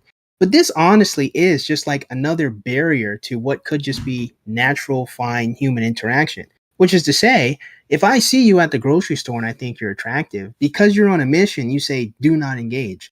But let's say I really want to have a life with you. Like I really am trying to be a suitor and court you to have a life. If you do that, right, you're preventing all of that whole timeline where you just met like the love of your life at the grocery store. You see what I'm saying? And what's also a problem is because you just added a rule, what that means is if I don't go to the club, if I don't go to the coffee shop, I'm game set. I'm out of here. Like you are instructing men implicitly, don't talk to women at the grocery store. But if I only go to the grocery store to meet other people, then I'm out of luck, right? Well, why do you go to the grocery store to meet people? You go to the grocery store. Well, it's not exactly, but the point isn't to go. I to like meet food. people, Hey, is that I you like can food. You meet like people, food. right? You like maybe I want a chef. Okay. We both need to eat to survive. Yeah, That's like true, why right? not? Like, you Well, see what I'm here's saying? the deal. Ramen. Like there are places know? where we could, like the club. I can't talk to you at the club. I can't have a conversation with you. Have you been to a club? Not That's very really, loud. yeah. And look, Well, frankly, it could be the And you're bar. drunk? frankly, It could be frankly, the bar. I don't want to be. I don't want to pick up on girls at a bar. Bar girls are weird. Bar girls are gross. They're gross. Sometimes, yeah, that's fair. Right? I That's want fair But someone. I also do things like I go to LARP. Okay, And yeah, I've gotten that's hit where on you at would be LARP, hit and on. that's fine. Like if I was going to That's hit on feasible. Charlie, Yeah, I've been it hit would on be at at a LARP, LARP. and it's fine. Okay, Because it'd I be a know LARP. people are going to hit on me at the LARP. Okay, I know that's what's what going to be a happen. thing. It's happened, and it's fine. But It's again, chilling, we 'cause need I to know just. what's going to happen. I'm going to be real. We need to stop caring about misanthropes. If you don't like people and you don't even approach in public, you don't get like. So what? Fuck you. Be discomforted. I mean, Be I'm not saying discomforted. I'm gonna beat someone up if they fucking talk to me. People still talk to me. It's gonna happen either way, and I'll be cordial. I'm just Sure. saying, like I look a certain way. It's also, listen, I have a very angry looking face. If I don't make an effort to look approachable, I just don't. Fair enough. It's an Mhm. unfortunate thing, and if I'm like annoyed about being at the grocery store because it's crowded and I hate it and it's loud, like I'm gonna look fucking crazy, and I know this. I know this about myself. I can't help it. I don't look approachable naturally. 100 euros. I Thank don't you for the know. 100 euros, by the way. It's from Zyrian. I should know how to pronounce your name. It says, lost in the sauce. The sauce, adventure, and transgression are the spices of life. The difficulty of the trail and the salaciousness of the temptation extols virtue and excuses vice. Resisting temptation and avoiding harm have become greater adventures than fucking. Fair enough. $5 from Jake and Bake says, Zerse, pro tip. Find out a girl's favorite color before you fantasize about having a life with her in the grocery store. Hold on, Jake and Bake. Do you think a girl's favorite color has anything to do with whether I will like them or not, or whether we'll be compatible or not? Oh, she likes green. We're soulmates. Or, oh, Well, that she wasn't likes his purple. point. I can never be with that Yeah. bitch. No, No, none of no, these his- things his matter. point. This is trivia. And you are 100. also, I'm with you. Wait, 100. can I- It is can I trivia, but clarify I get his that I am- point. He's that, trying to like, make fun of me, but Can't it be like you am I not in a way like selecting for mates that I want if I don't leave myself are. open to the general public, but at the No. LARP, at the live action role play, I am open to the world's most autistic people alive? Am I not selecting for the No. traits that I like people who also like fantasy shit and are, kind of unusual maybe? Like, Someone am I who'd go to a not LARP, yeah. No. You are. someone No, who would she's go to right a on LARP? Am I this. not leaving well, myself open to the kind of people that I would want versus someone who might be like, Charlie, I don't know if I want to dress up with you as an elf and go to LARP and play fight with styrofoam swords for 48 hours every month. Like, I just don't know if I'd be down with it. I'd be like, well, then I don't know if we're gonna. Yeah, you but probably this aren't going to be is- into my other hobbies then either. You know what I mean? Like, it's just I don't know. I think your logic is sound on the front end, but I think you also have to factor in that, like, if this is an issue with femininity I had with a friend of mine a couple of years ago, where she made a point where she was like, I, as a lady, I'm not really supposed to like approach and engage. And I said, well, if that be the case, then you can only take what you get, right? Like, if you aren't ever going to go for and try to talk to people you want, then you just kind of have to be in an environment and then just sift through whatever comes your way. Which, to be fair, that is how some women operate. It is they appear in a space and then they just sift through whoever comes and approaches them. But if you're not actually like engaging beyond that, then that is your strategy. You went to a curated space. Well, when that's different, though, right? Because I you am the one engage. who hits on people. You are the one who I that's am the knocks. different. Yeah, engager. I get you. I am the Yeah. one who knocks. But also, listen, this can also be like listen to me. I've tried dating people who aren't into gaming before. I had 2 ex-girlfriends and 1 ex-boyfriend who weren't gamers, and they hated being with me because I would ignore them for gaming. But then I finally dated someone that Why don't you likes play together? gaming. Yeah. And you know what happens? We respect each other's game time, and it's great. Yeah. So again, I am selecting for everyone's maximum happiness when I'm only open to being hit on in certain environments. Okay, but or if you I'm understand only it's hitting not on just people in about certain like environments. we're using. Hold on, But- hold on, just Zerse, please. Mhm. Yes, you specifically, but we're not talking specifically about you. We're talking about That's fair. generalities. Yeah. We're talking about types, and frankly, Charlie, I love you, but you're an outlier. You are not normal. Okay? You I know. are built different. You are not normal. Well, if Yeah. anything, Charlie is paving a path. She is that what we gives want us- women to evolve to a certain point, right? Not all of it, right? To But be fair. a Yes, certain point. right. That is preferable to what we have now, which is men feeling like they can't hit on women at all, right? I think there's Yeah. like sort of like 2 aspects to this. I would say what we've done across the board in public life and in like work environments is we've gotten rid of all of like the sexiness of flirting and the playfulness and the fun, right? So it's like people are really afraid to go up to a woman and like compliment her and tell her she's beautiful or It's something $5 like that. from Parallax to say, tell Charlie I don't believe her that she initiates, and I learn by experience, and she should prove me wrong. Thanks. Well, that's if she wants you, right? Like, I you still probably gotta don't pass want the. him. What is it? Yeah, you gotta pass roll for Wow. initiative on that one. Burn. Okay, fair enough. Yeah, dude. I'm You rolled direct. a 1 on the I'm direct. charisma I'm check. sorry. There you go. he rolled Would a you nat 1 prefer on me to that be one. like, oh, No, that was, or to look, be like, nah. honestly, as a guy, I'll tell as a guy, I prefer that response than some false niceness, right? Like, if you're I'm not with you. interested, let me know. Yeah. I mean, you don't have to be mean about it, right? But just let me know, and we're fine. We're good. You We'll can move just be on. like, nah, I'm Yeah. good. Yeah, and that's fine. Yeah. That's perfect. Okay, but it's one of the problems that I think that women feel that they need to be overly nice about it, and because a lot of men will react poorly. That's just happens. I'm not talking violently, but I'm talking poorly. They'll react very, very poorly to rejection of any kind. And I've talked a lot of shit on women, rightly so. But here's my shit talk for the men, okay? Young men out there who are watching Wick and just wanting to know how to be as cool and awesome as Wick is. Learn to take rejection, okay?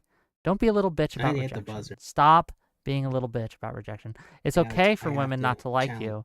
If a woman doesn't like you, you know what? They're missing out. Their life's going to be worse because you're not in it. And you should have pity for them, if nothing else. But don't be weird about it. Just, okay, take the L, move on. Someone else will like you, I promise. Okay? So that's my advice. And maybe to you'll you make a men. cool friend. I gotta. I don't No, know. I I don't have to hit the buzzer. Hold Look, on.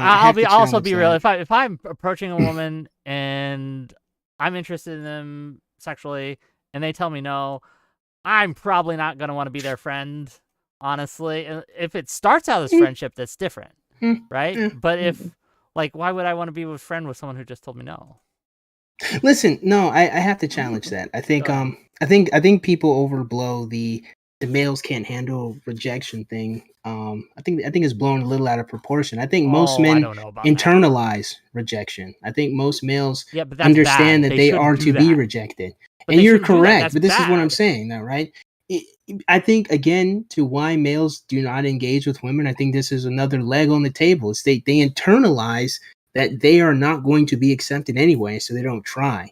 I think the men that get up in arms and angry about being rejected, I don't think that's normal. I don't think those are the normal individuals. I think there's something But off about you that person. shouldn't internalize rejection anyway.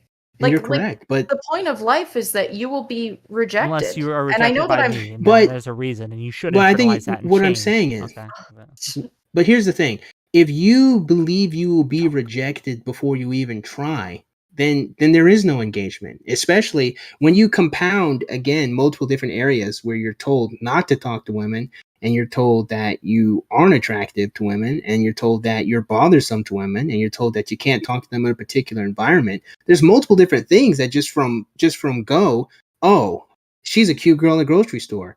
She has a resting bitch face. All that other stuff compounds. You don't even try, right? So I think the men that handle rejection, I don't think they're the main problem. First of all, if you rejected them and they get mad, you already rejected them. So game, set, match, right? Like you just, let them cry.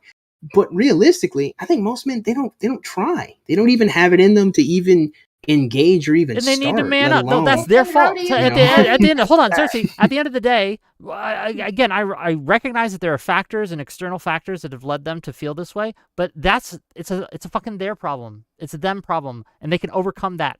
They just need to man the fuck up, get back out there, get back on that horse. And yes, it's hard, and yes, it's super sad when you get rejected by a lot of women. Boo hoo, fucking who. It's gonna happen. And let's Get challenge back that. on that horse and try again. Keep trying. Let's challenge that. To what end, Wick? To what end? Eventually, You're saying you will I'm get a supposed yes. to I'm supposed to try forever and ever and ever and No, eat until you dirt get a yes. constantly? How is that in even fact, fun? like a part of being a human being Struggle. is that you do have to, struggler.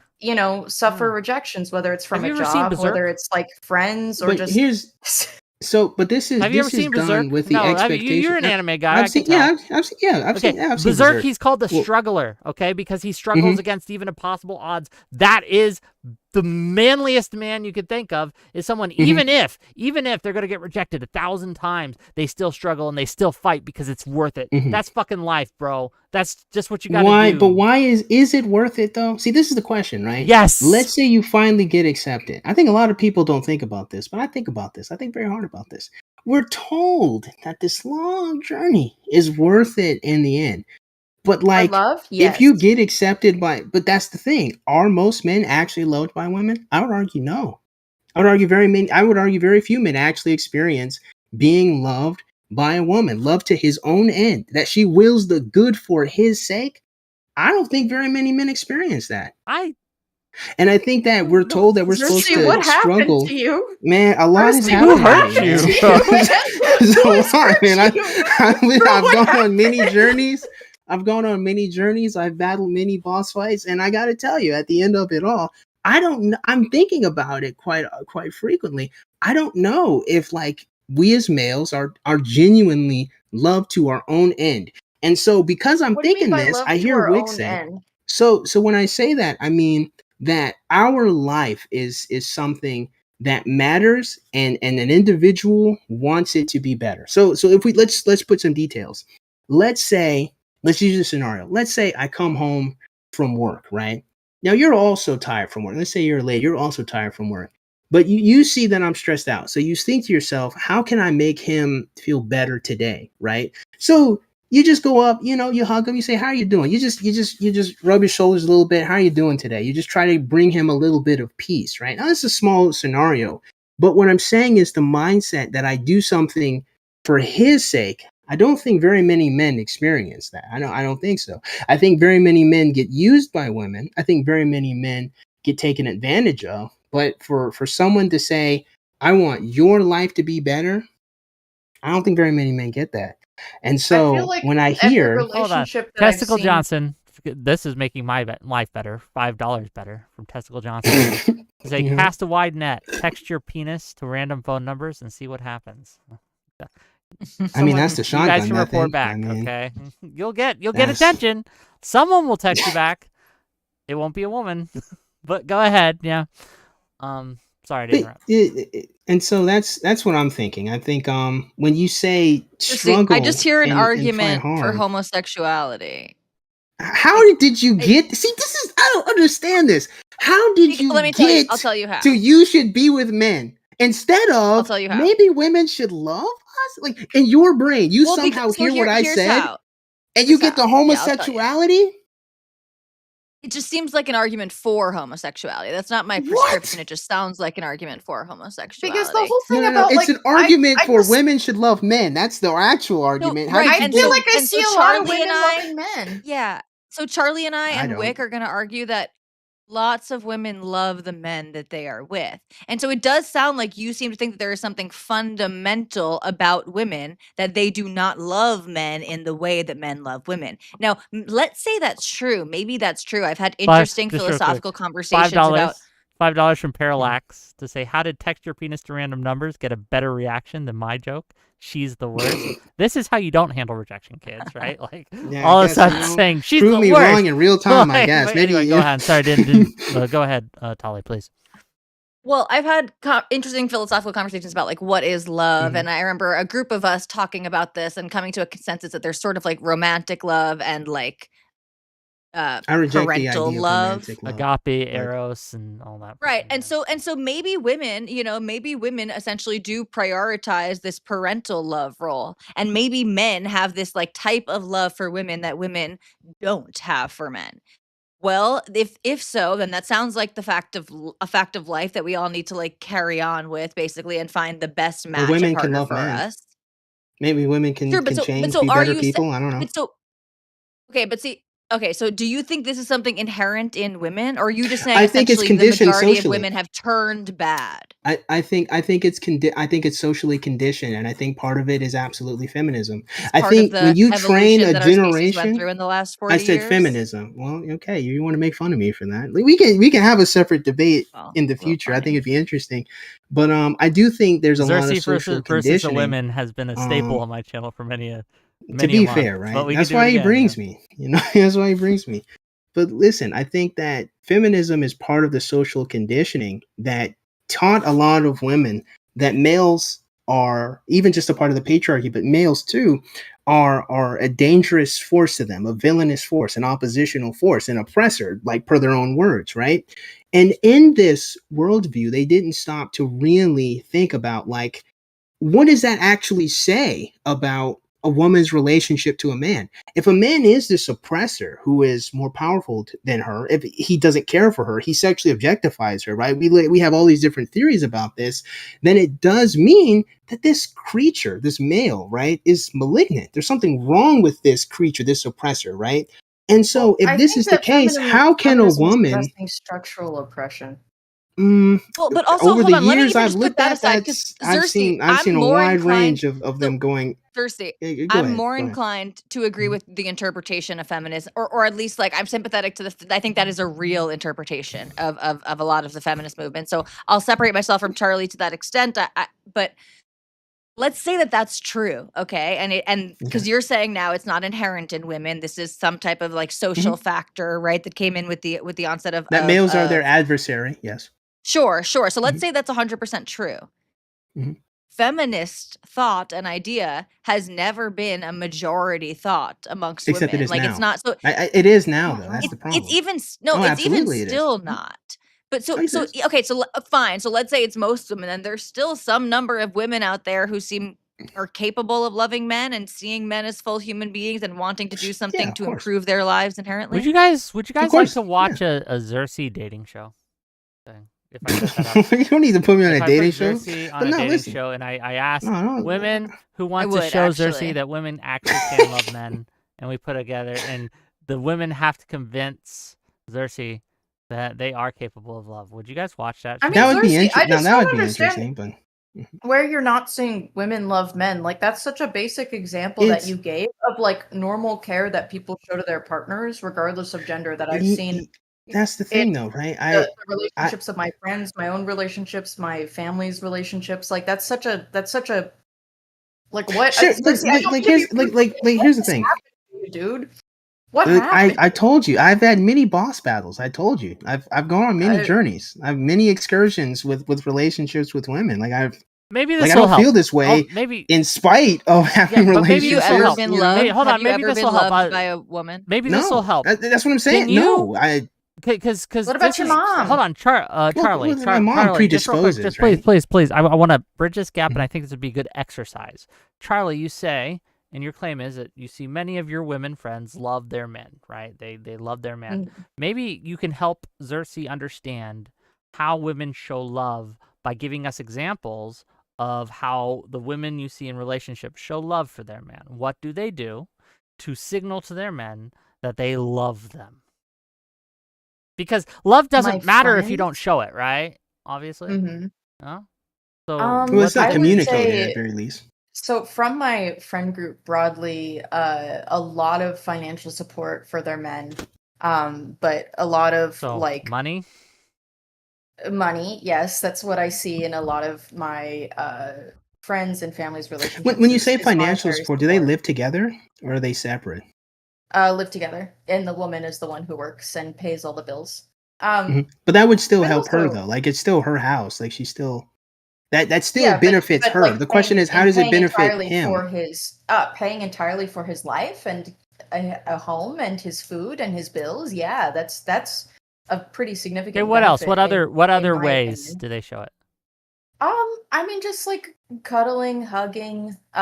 In my stepmom and dad's case, like she cooks and cleans for him. Helps keep. My dad has terrible ADHD. Helps keep track of his life and his schedule. Um, That's in fair. my same with my grandmother and grandfather, both sides is like a lot of like cooking, cleaning, helping organize and keep track, spending time together, planning things for each other, just things like that, showing love and care. Just tender affection, normal affection, you know? I just when I think of You're men, if I wanted to show sorry. love to a woman, if I was dating someone or married to someone or had someone in my life, right? I think that the financial stuff is I don't see that as an expression of love. That's just a baseline, right? That's just a I like would if you're say, in but someone's relationship with someone, and they need help financially, okay, that's fine. But if I wanted to show I care about someone, I would do things like, okay, I'll give you an example. If I go with a woman to see a romantic comedy, I love that woman. 'Cause I fucking hate romantic comedy. I hate but that's sacrifice. See, that's what I'm saying. That's what I'm saying. That's what I'm saying. it. It's a sacrifice. Yeah. And when you look at what we just laid out here, a woman cleaning her house is her house. Like it helps her too. Like everything you labeled still helps her. Okay, That's kind of so partly just the I thing you lived should with do my ex. anyway. Go Can ahead. I Mhm. explain something? So I lived with Go my ahead. ex for 2 years. The last year of our relationship, they did not have a job. Mhm. And I sacrificed by while they played League of Legends, I would work League, and pay no. all of the rent, all of their bills, and I would clean up after Staying with them every someone who day. plays League of Legends Was is a that form of not love. I have to is give it to that her. was Okay. self-harm, to be honest. It was self-harm. But I that's This have is to not a give that's the that to question. relationship her. I So should here's have the been in. question. But So again, do you Charlie, think that that was so not was Charlie, that let me not ask. sacrifice? I fucked Let me myself over ask. financially and career-wise to hmm to keep that person fed and clothed and to have a I house think over that's our fair. head. I think that And I I tried will say really this. hard to make that relationship work, and it fucking hmm didn't because they sucked ass. And granted, but I mean, no offense, but this is kind of men of the year type thing. I don't know. Maybe I would want to dive deeper into that, but I'm not going to. But I am fascinated. But the point that I would make now is, did you do all of those things for his sake, right? You wanted his life to be better. Uh, I wanted us to stay together. I wanted them to be happy. I wanted them to be healthy. hmm But I but wanted them answer to be good directly. and be Was it happy. done for his sake? Like you said, I Solely want for your his sake? life. Yeah, for his sake. But if they're talking about, okay, listen, like my dad is a doctor who would work insane hours to hmm provide for his children. But of course, working insane hours also made him money. hmm But was it not sacrifice to work to build a life for his children and keep them But here's the alive? question: Like, is that Did not he sacrifice in some work? But that's the capacity? question, though. The question about love, right? That links it all together. No matter how you stretch the definition, right? Is the Okay, did I do selflessness things that and I giving didn't to the want other to person, do? right? Did So the I do question, things I didn't want to do for that person? Yes, all and the that's time. partly. All right. So was it done for his sake? You said, I want Yes. your life to be better, right? And then I would say, yes, you Yes. loved him, right? Okay, then that's fair. You loved him. I've never experienced that. Zerse, I've the never been love close to it. judge. Okay, he will weigh But and here's what's measure your interesting. But let love me and just see if it's can I real. just say, is it not interesting that this dweeb was loved? But you look at all the other males on Earth, right? That get nothing. But you worked hard for this League of Legends player. What was he, gold? Did he even make it past platinum? No, I'm kidding. I But don't know what their rank it's was, but the thing interesting. is I that was like I joking. got into that But relationship when I was young and stupid.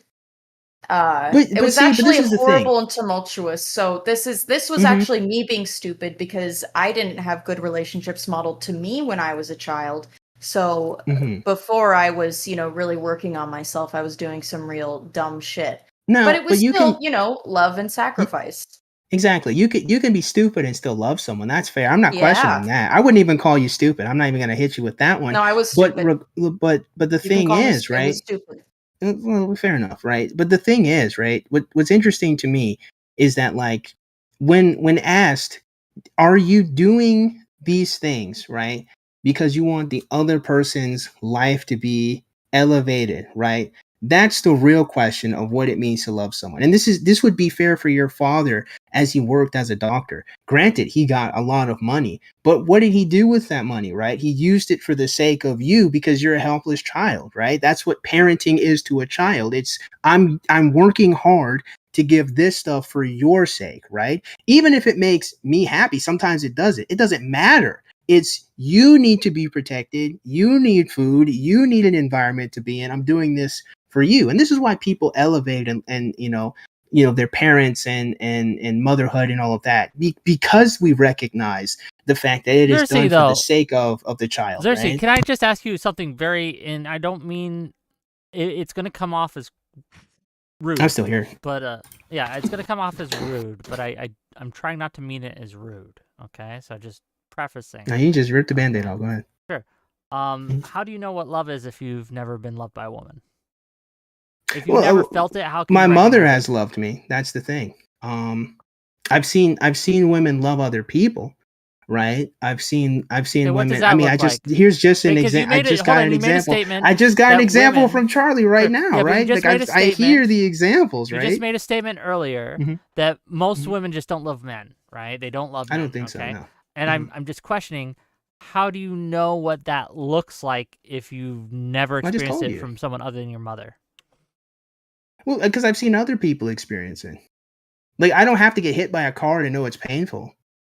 Like I don't have to put my hand on a flame to know it burns, Wick, right? Like you can there's a reality where you can Right. understand the world outside of yourself without experiencing it personally. Like that's kind of I don't know, that's a little So I silly think I question. think there's there's something like sort of appealing about what you're saying, and so I don't want to throw it entirely away. I think there might be some truth even again more broadly to the way that men love women versus the way that women love men. So there might even be some foundational difference on average here between groups here, not to the person certainly, but on average between men and women. But I think there's like something that we're not there's a bit of like a double standard that you're applying to this question, or rather I think you can just keep playing this game of like who does it ultimately benefit, right? Because like okay, if a man is comforting his woman because he loves her so much and she's really upset and she had a really hard day and a traumatic day, sure, Mhm. he's doing that for her benefit, but also for his benefit because it's much more pleasant to live with a happy woman than a depressed, anxious, angry, whatever woman. And the same thing goes for a woman who's trying to calm down her or soothe her husband or wife or whatever, right?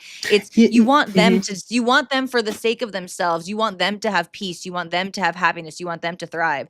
You also don't want to walk on eggshells. You don't want to live in a stressful environment. And even the same thing for the children. So yes, you Again, I do think there's a difference between this sort of parental love and romantic love, but sure, what you do as a parent in providing for your child is ultimately for their benefit, but also not entirely, because we have kids in part to fulfill some type of our benefit too, to pass on our genes, right? To leave a legacy and stuff. So when people are taking care of their kids, they don't just give their kids the baseline to succeed, right, and to be happy. They want their kids to have extraordinary lives, something that they personally can be proud of. People take a lot of pride in the success of their children and their family. So I think when you could always get down to the root of well, actually, this thing that is seen, if you really love someone, let me put it this way, if you love someone, then doing something purely for their benefit selflessly also benefits you, right? Because you feel Well, it good that they're can. doing well and it's You know- improving. Well, it can. so But what I If you wanna happens show when it love to your doesn't make you streamer, feel good? If you want to show love to your streamer, okay, you there's should ways send to do money. that. You hit that like Yeah. button on the stream that shows love. But here's the question. And if you want to show romantic love, you send us super chats. And the more super chats you send and the higher the amount, the more romantic love you have for your streamer. So I'm just putting that out there. Okay. Carry on. We'll romance you Yeah. if you send us money. Now, granted, is it the case that two things can be true at the same time, that something is mutually beneficial? Absolutely, right? I'm not disputing whether something can be mutually beneficial. The Thank you, question, Wolfland, for the however, subs. right, Really appreciate you. is to what extent really do women love men? Right? That's the question that's being posed at this moment, right? Now, I can kind of easily show the extent that males love women so far, like to the extreme that we're conditioned to die for the woman we're with if we're in an awful situation. We are to go into a burning building and get our children out to experience pain. We're socially conditioned to put our bodies on the line, whether it's through work or, again, in the most extreme aspect of death, right? That's what we Are get, you sure right? it's As social well as conditioning? yes, yes, I've been socially conditioned. Like I recognize the conditioning. Like I've analyzed this for years. Yes, we are socially conditioned as males to get to this But how point. can we take that apart from the fact that males are different from females, right? It's fine that males okay. So granted, because men are typically stronger than women and bigger than women and literally denser, like our bones and our muscles are denser. We have Yes. greater strength and greater capacity And to also withstand, right? on a And biological level, more disposable. well, that's what people If we're believe, and I talking challenge about that. population management. No, But see, I because if challenge you have that. 100 women and 1 man, Mhm. that's 100 babies. If you have No, but 1 watch me woman and challenge that. 100 men, that is 1 baby. But think reasonably, right? How can one father protect 100 children? How can one father provide for 100 children? How can one father create one society? He couldn't. So even if it is The the case children that would no, it's you could literally say like population biologically, management. It's but here's population the problem, management. right? But the That is problem why is men are more likely this. to die from disease and whatnot. But this is well, there's a little bit. It's a little bit more complex than that. Like I think like one, estrogen helps women's immune system response. Number one, but also like there's a whole bunch of different things. Really, the point is right. The whole point that I was making, the greater point that I was making is we can ascribe with great power comes great responsibility to men because we have a greater capacity than women do, right? But I think in that Men are exchange, a better. lot Yeah, of sure. women did not connect that even though a man can do something, doesn't really mean that he's supposed to do it, that there's still an appreciation and care and protection to his life that should be ascribed there. And I don't think very many men get and experience that from women, at least I think most contemporarily. people don't want their husbands or fathers or brothers or boyfriends to die. I think most people don't. I would be I think maybe devastated family if members. if my dad died. If I had a boyfriend or a Here's husband, I would daughter. be devastated if they But the died. question, And if so here's the anyone problem. harmed my partner, regardless of Mhm. gender, I would hunt them down and kill them. If anyone Oh, harmed one of my siblings, my brothers or my sister, I would hunt them down and kill them. Like Econo it's like Boy- the same. Econo Boy in But chat's the coming thing, out with the so true take. Econo Boy in chat saying that men aren't approaching women anymore because of capitalism. Thanks, bro. That is true. Dates are it's no more expensive. complex than that. But hold on, wait, no. I reject that, right? And here's why I reject that, right? What stops a man and a woman from being able to walk down the park for free? Nothing. So what difference does it make? Why do we have to put a monetary value to dates to begin with? Now, see, I'm about to act like MRA because you're right. We don't, but we do. Why? Because we're socially conditioned that the male must be a monetary provider. We're conditioned, right? That males, we have to bring something to the female to be worthy of her. Why is my presence not enough? Why can't we just walk down the street and talk? Zero Fuck says, Akana Boy is like, not your wife, our wife, brother, our wife, comrade. But anyway, but here's the thing, because Charlie, you're correct. We can, like, I ladies, obviously, like, I'm just telling you right believe now, that ladies, too. if you want to see as a means of my reproduction, go ahead. Okay, sorry. This guy, cringe joke. Is that not? How is that not sexual harassment? Yeah, but she's smiling. She thought it was funny. You don't lie. You thought it was funny. You knew it was. It was funny. I'm gonna be honest with you. I think like his comment about capitalism again gets to what I'm saying when I say men aren't loved, right? Because if you as a young lady think that you cannot engage with a man if he doesn't have money or resources, then you don't care about the man.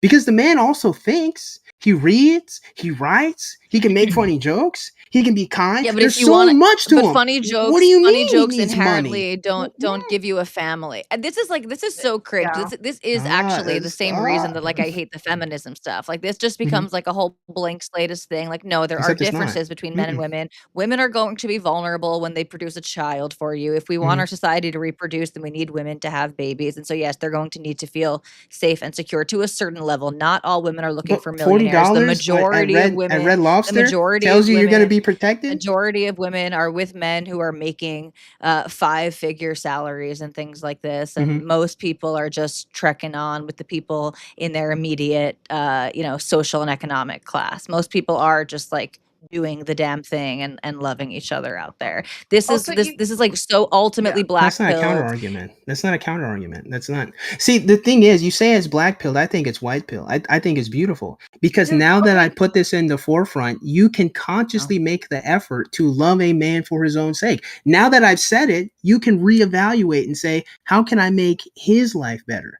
Which means you don't need an expensive date to get to this point. You don't need money spent on you to get there. Okay, what if he's wonderful? You're right. So, but what if he's wonderful and thoughtful and funny and takes great walks, but has no motivation to earn money?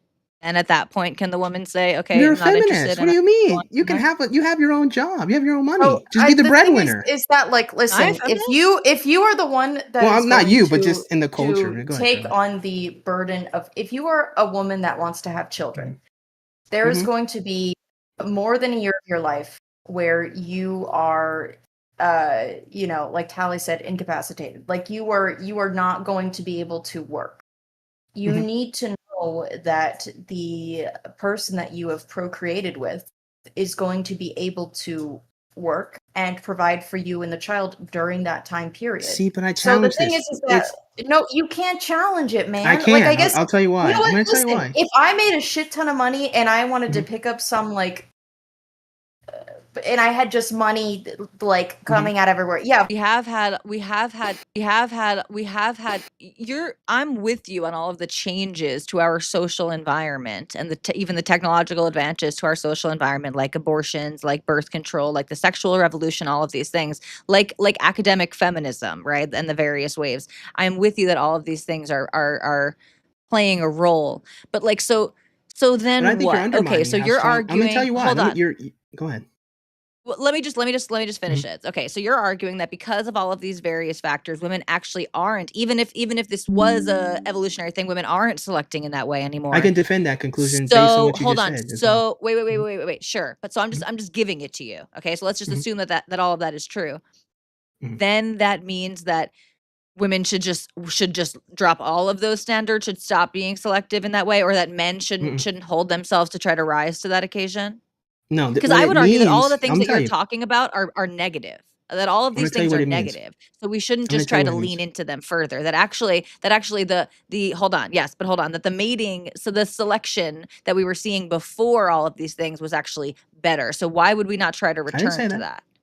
Here's what I think. I don't think we should return to the past. I think we chose the wrong future. I stole that from Peter Hitchens, right?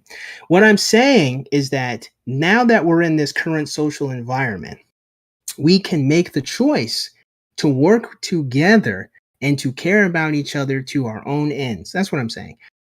If we look at birth control, the purpose of birth control in principle is to not be impregnated, right? If this is the case, we must ask a very important question. Why is the woman having sex? It's not to reproduce, right? So why is she doing fun, it? and they Now like we it. can now feels listen, good. exactly. A lot here's of the women thing. want my The question's penis. I rhetorical. can't The question stop them. They question's don't want a rhetorical. baby, but they want The my question's penis. rhetorical. You have to I follow wanted to logic. answer The it. question's rhetorical. $2 for metal work to It's- say I've watched my father ahead. pass. I wouldn't recommend it. Thank you for the $2. But no, Mhm. Zerse, like, why are So- women having sex? Because they want my penis, but they don't want a baby. Okay, but that's the key, right? It doesn't actually matter why they're doing it. They're not trying to reproduce. As such, if they're not trying to reproduce, how can we say that they care about who the father of their child is? Because cannot, having logically. sex, like you Logically, said, having we sex, can't say that. No, yes, we can. Zerse, sorry. Okay, Sorry, it's try actually very again. simple. Yes, we can. Go ahead. Yes, we can. Because in this modern era where women have birth control, they are now they're viewing sex in a different way. So they are able to have sex without the consequences of So childbearing. why would they think about the So father? women are making women are making making different decisions when they are choosing sexual partners, but they are not still a good father. hold on. But searching for a sexual partner for women is different than searching for a husband and the father of their children, because of, again, the sort of sexual revolution age that we're living in, where women can take birth control and not have children. So, but so Which I you're would not. argue I don't think that everyone makes the does. point you're making, because women are not necessarily looking for the same thing in a one-time sexual partner or a short-term sexual partner that they are. But that in the doesn't person that they change the choose to be reality of with. the situation, does it?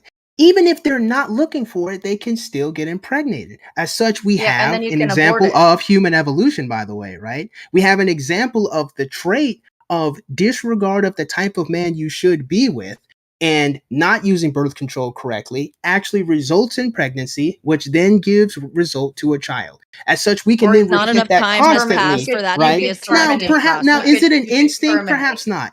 But the truth is, as far as how evolution would work as far as sexual reproduction is concerned, that is an example of what human evolution would be like. But anyway, that's just to bring it back to the earlier point. Well, you The point that can I'm terminate a making, pregnancy, right? but men also, Now, have hold sex with on. women casually that they don't want to be the mother of their children all the time. People do and this that's a good all the point. time. They have sex with That's a good people that point. they don't want to be with long But term. That's normal. Charlie, exactly. I'm not disputing whether it's normal. I'm disputing that women are selecting men because they're afraid if they get pregnant, they need someone to stay there and protect them. That is not You what's can just happening, abort per what you the just child. described. You can get an Yes, abortion. exactly. Because they're not. Hold on, Xerxes. So you have to because they're agree with what not I'm saying, then. Xerxes. No, I don't have no, to agree because with what you're Xerxes, saying at all, they're because not. you're Okay. not saying You're anything. not afraid they're going to I get am saying pregnant something. because they're taking birth control, and they're not viewing sex as the same thing that they were in previous generations. That doesn't mean So- that they're mating, their pair bonding selection criteria have changed very much. Hold on, Zerse, But it here's would where have. you make It the would have by Certainly definition. not enough time Hold on, has I'll passed for this translate to it be to the some male brain. epigenetic I'll thing. translate this to the male brain because I think the male brain is not getting what Tali's saying, right? So I'll bridge No, I get this what you're gap. saying. She's wrong. No, hang on. Women choosing to have a casual hookup encounter is different than even women on birth control, choosing a life partner. Even if they don't want a baby now, they will still select because in the future they want to keep their option open if they do want a child, and so they will base those things on that selection criteria. So what happens when she gets pregnant then? Are The they in a child still long-term exists. relationship or not? Whether you get an abortion, you can get an abortion. Okay, exactly. So there you go, right? So there's timeline A where you get an abortion and that just ends it. But there's timeline B where she doesn't get an abortion and she raises the child, right? If it be the case that we're in timeline B, stupid or not, the fact remains in timeline B, she did not pick the man because she was worried about getting pregnant and trying to protect herself and needed a protector to be there. As such, my point remains the same. I think that my women conclusion who are remains the adverse same. to abortion should avoid casual sex then, but women who are not averse to abortion I don't even disagree. should have casual sex. But it doesn't matter if I disagree at this point. You would have to submit that I'm correct then. That is not how women are mate selecting men. I don't think that you're no, yes it is, man. Yes. How is it? How can it be the case? The people that You're not you choose to acknowledging settle down with. because Exactly. You're not acknowledging that because we live in this new environment that women now have two different things. Men do also. That all humans have two different things. They have the short term, the hookup, the girlfriend when you're young or whatever, and then they have who they see as the future wife and the future husband. Yeah, But then we must there are acknowledge. women who I Now would you have to absolutely acknowledge have something. sex with, but I would never talk to.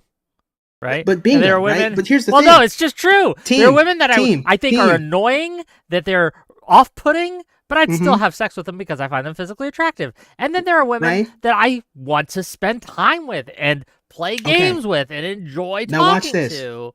Now and I watch me also want land to the have sex plane. with them, right? So I'm going to land the plane. Okay, so the plane's about to get landed. Oh, and $10 from Lawson Harrison to say, I just discovered that I incapacitated my wife several weeks ago.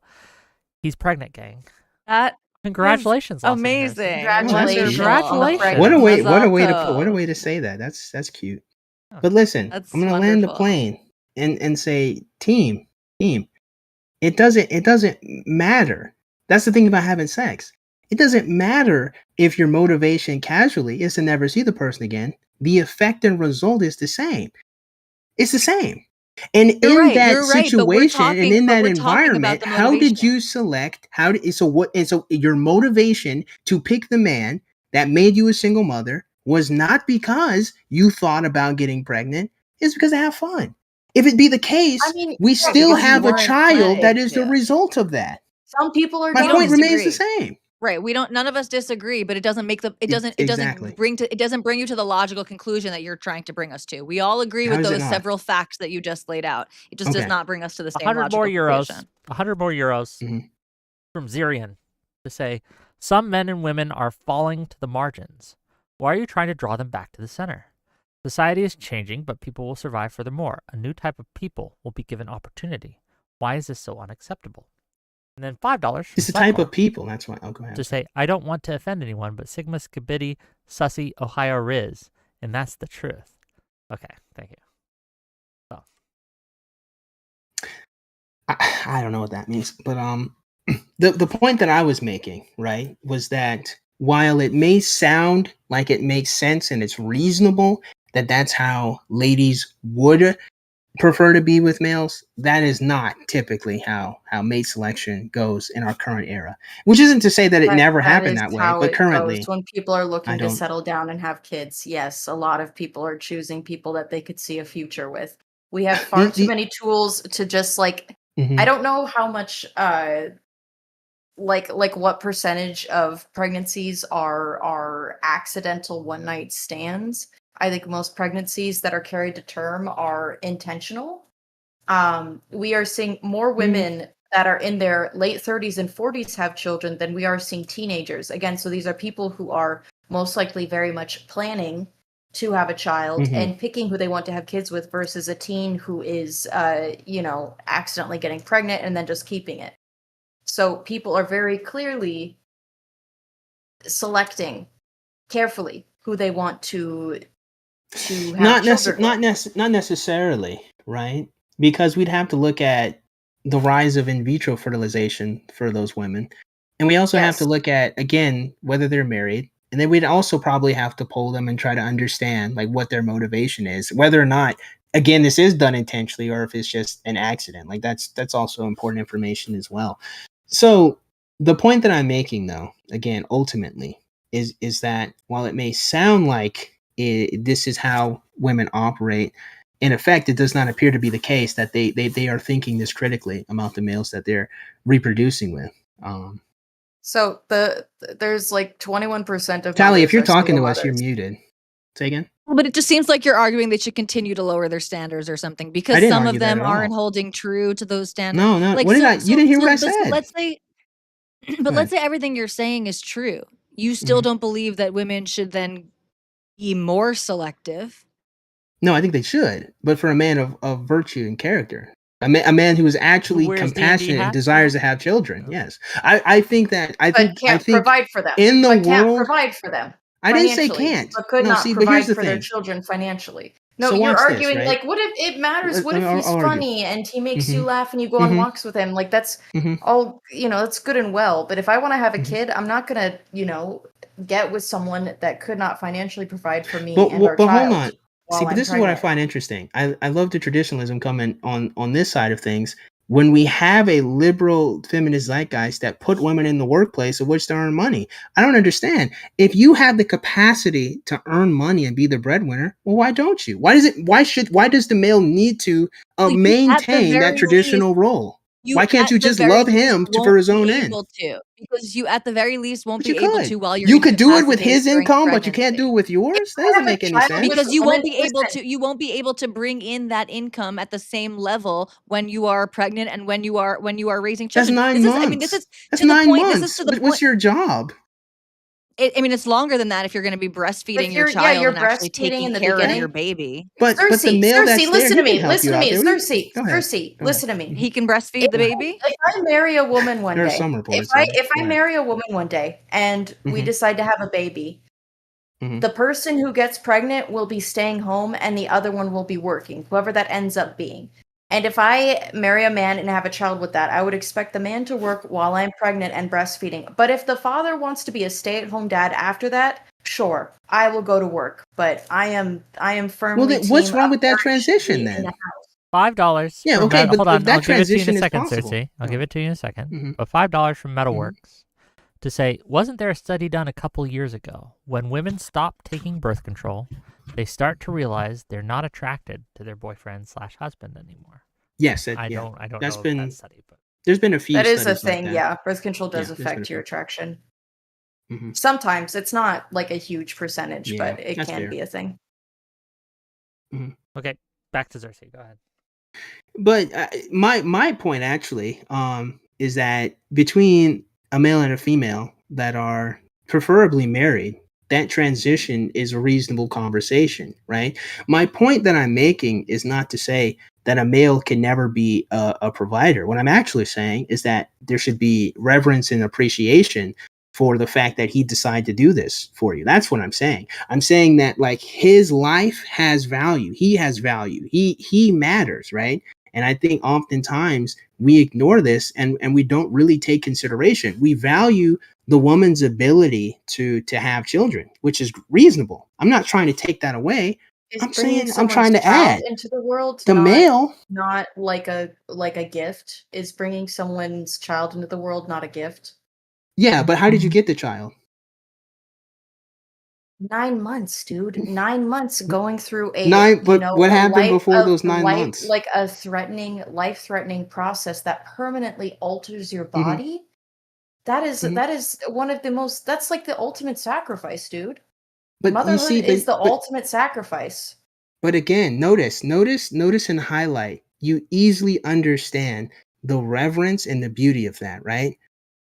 I say just give a little bit of that to the male, the To father the who cream protects pie. you. Why Okay. is there coming no reverence here? for coming in See, the but mom for look how coming. easy. But this is my point. This is the social conditioning. You easily say, "Well, all he did was just ejaculate." What are you talking about? If he's there protecting you, he did more, did he not? Bro, If that's look, not why I you promise pick the you, it she's only male, takes talking like then a there's couple full more seconds. going on than that, right? She's And talking one little squirt Harley and I'm was done. talking Okay. I'm just telling You you, know? right? Talking But about look at the how. physical Harley toll, the physical correct. toll that it She was takes on someone. But notice I She didn't was take that talking away, did I? literally and physically about bringing the baby into the world, not about how Yeah, present the bringing father is once the Did baby I? is in But the did world. I? She was talking But did I take that literally that away?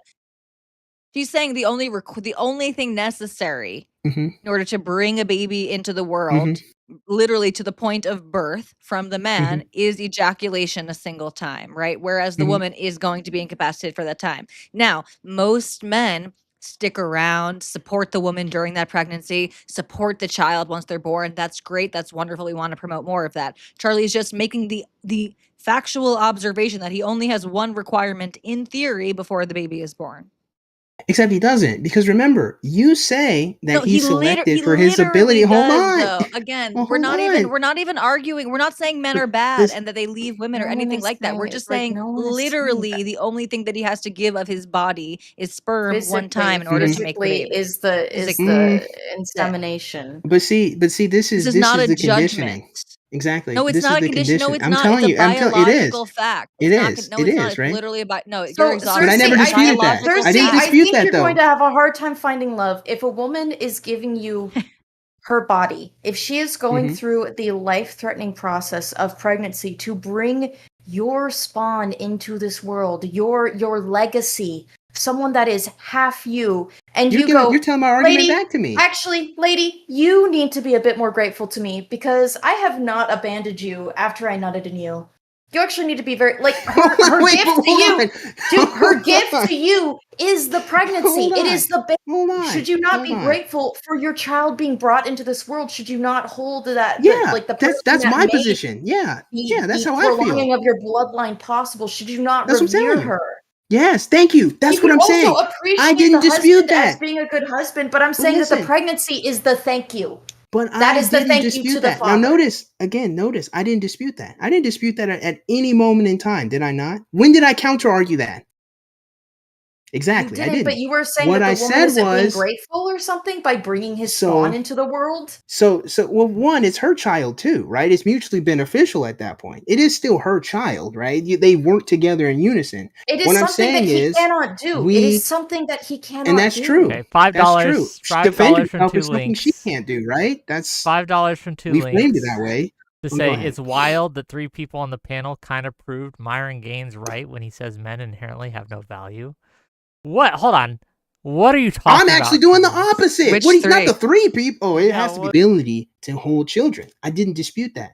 But what I am saying is that we're not giving reverence to the male and his part in everything else that makes him. You see, we think immediately, well, if he can't provide for me, well, well, why should I appreciate him? What are you talking about? There's nothing else he can do. You can't think of anything else the man could do besides give you money in our modern society where you can also have a job to get money. You could No save one will money think before a you lot got of say that, impregnated. things. You see Cersei. what I'm Oh saying? This my is god. really silly. We're just literally just How is it talking silly? about Counter argue.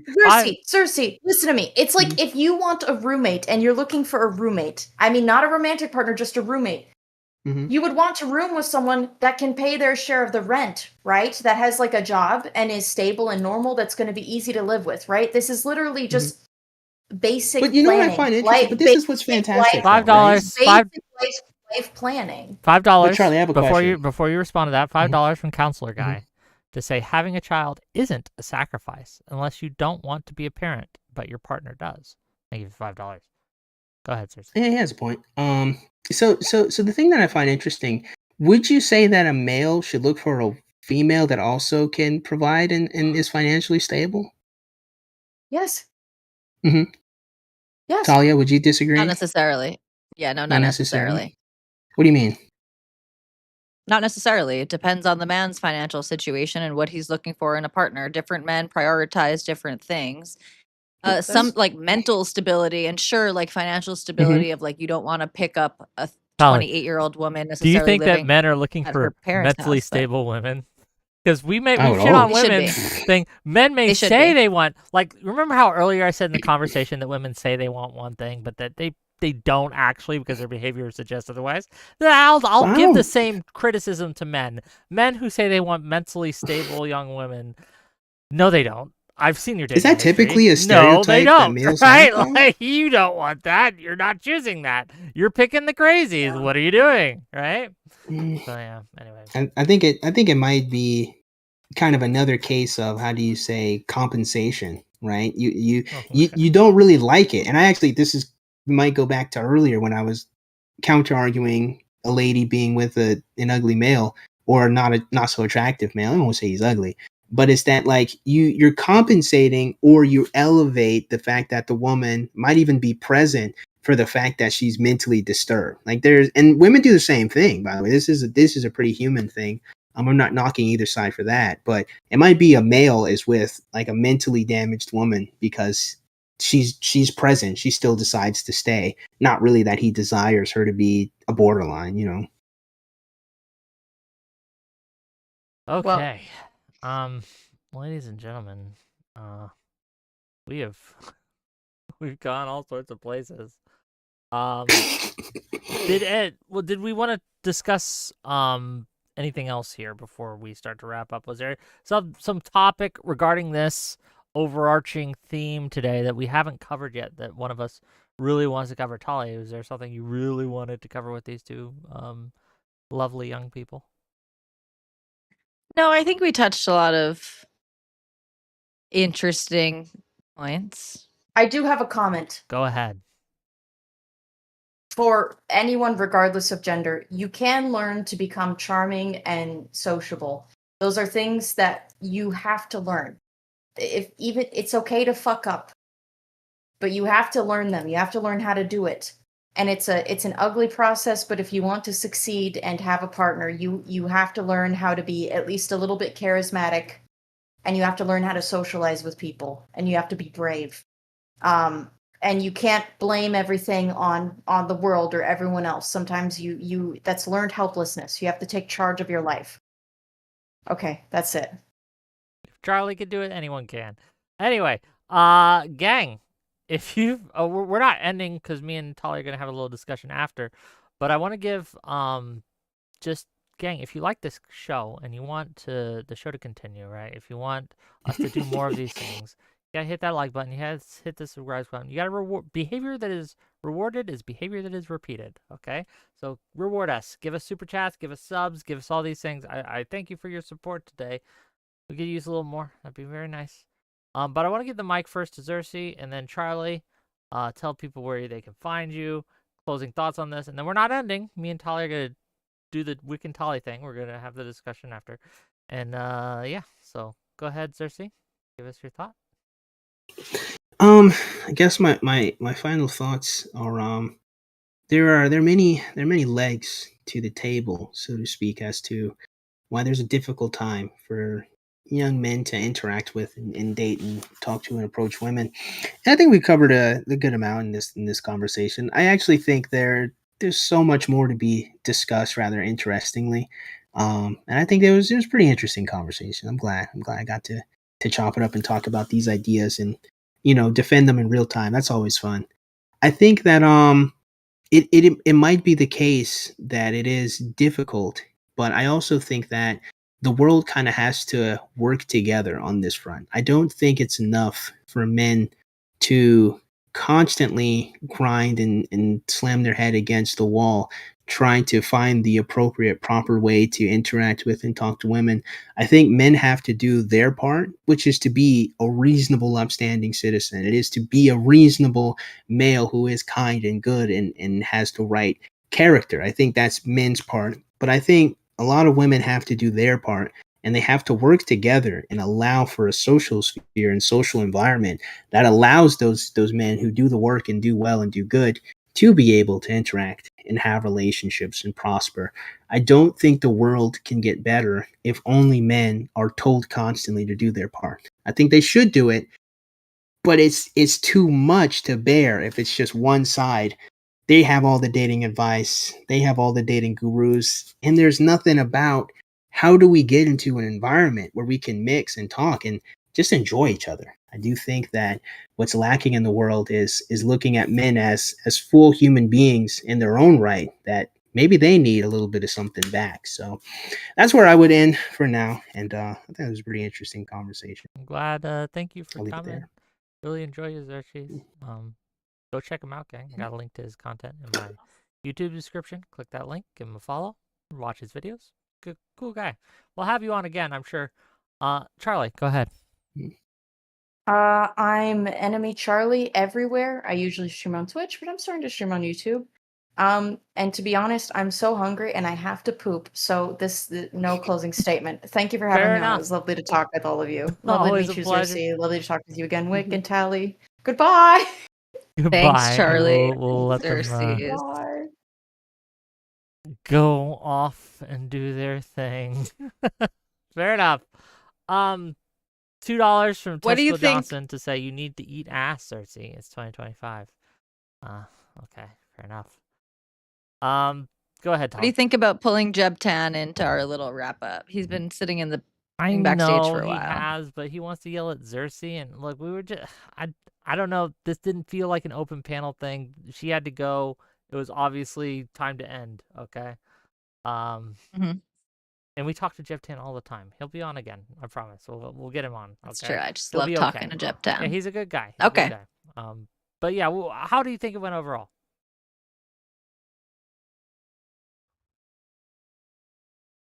It was a bit meandering. Yeah. I was obviously getting a little frustrated, so I think I wore on my face how I was feeling throughout. Fair It was What was frustrating about it? fun. Articulate for us. I just think like it was just not really it wasn't really based in reality. Like a lot of the points that Xerxes made are like true to a certain extent or true in certain spheres. I don't think they're necessarily true on the whole, or I don't think the logical conclusions that he comes to are very sound. Um, it just feels like an excuse to whine to a certain extent. Not that men don't face real issues, and all the things that I agreed with you throughout. Like we do have a real problem of men feeling not just like disempowered to hit on women or to pursue women, but feeling like they're going to literally get in trouble or be publicly shamed, or even some of the more sensitive men.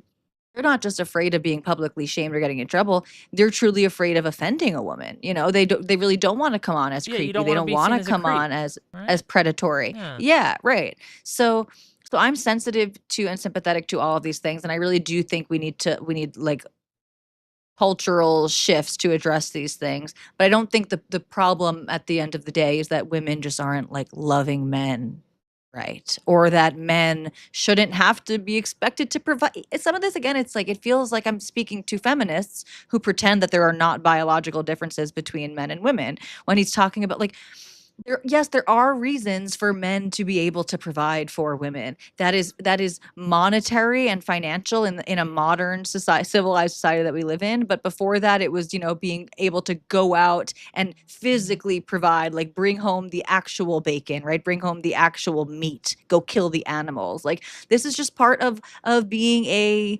dimorphic species, and it's okay. And I don't like we shouldn't be trying to rewrite that type of stuff. We should be trying to improve the social environment. I look, as a guy, okay, obviously this is a topic near and dear to my heart. Okay. Um there is a certain type of criticism I hear of these conversations, which to some extent I kind of agree with. That men's problems aren't taken as seriously as women's problems. That the solutions given to men are just do it, bro, right? Like you just got to man up. But the issue here is that sometimes that is the actual solution, right?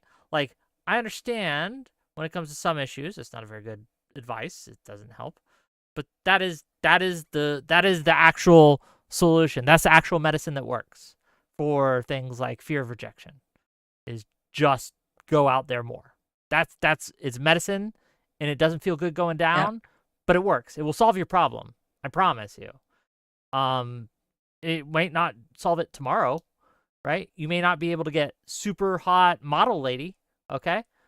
But you'll find someone, unless you're like physically disformed, okay? Then maybe you got bigger problems than I can help you with. Chernobog Rebellion for 1 month says that wasn't his argument though. Thank you for the 1 month membership. I do appreciate that. The issue is that there is a lot of mistreatment of men on the internet. A lot of people mischaracterize men. A lot of people see men as predatory, and that's wrong and that's bad, and we shouldn't. But yeah, in the case of Xerxes, like I don't think women can love men. I just reject that entirely. I just he overstays his welcome in the topic, right? He goes too far with it. And like, bro, you don't need to go that far. It's a problem, but you're overselling it and it's not working. And you need to pull it back. Now, this is the thing. Women are done a disservice, I think, by society in that Mm-hmm. a Oh lot yeah. of their problems, the solution is also woman up, right? Nut up, get better, okay? But women don't get that, and I do think that's a detriment to them. It may not make them feel as they may feel like seen or validated or whatever, but it's making them worse people and it's making them less happy and it's making them less successful. Totally. Yeah. That's my Yeah. thoughts on the whole thing. Totally. Yeah. Totally, bro. Yeah, I don't know. Xerxes frustrated me, and I mean, he's very enjoyable to speak to, and I think I appreciate that. I think he ultimately wants, like, we all sort of agreed that we want good relations between men and women, and we don't want a civil war between men and women. But like, it's no secret that I disagree with Charlie on a whole lot. Like, we have very Sure. different worldviews, but she was like, she was pretty reasonable, you know, like that she was conceding and whatever that means in this types of conversations that there are all of these issues and whatever. But um, to me, yeah, his assessment just seems sort of detached from reality and kind of whiny in the same way that, like, and yes, women are whiny, and that's what frustrates me about all of the feminism conversations. It's whiny and it ignores biological realities, and there's an irony in like the some of the manosphere going that same way. It's We all should just inevitable. show up as equal humans. We should all, you know, it's like, well, no, because we're not the same. And he acknowledges this to make points about issues with men and women, right? That men and women are different in these ways. But then he says, but at the end of the day, men and women should come to relationships with the same prerequisite requirements and should be looking for the exact same type of love from each other. Well, maybe these things are just different, and, why is that? Why is that inherently a bad thing? I think that as an individual, you're free to want something that's differs from the norm. I think that's fine. But you have to recognize it's going to be harder for you. That's what you want, right? If you are a man and you want a woman to take care of you as you stay home and play video games all day, that if that's your preference, that's your preference.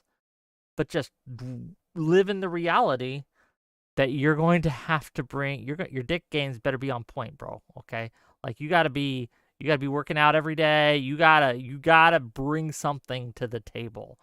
This is what I there is kind of like this unfairness in it that women don't have to bring the same things to the table.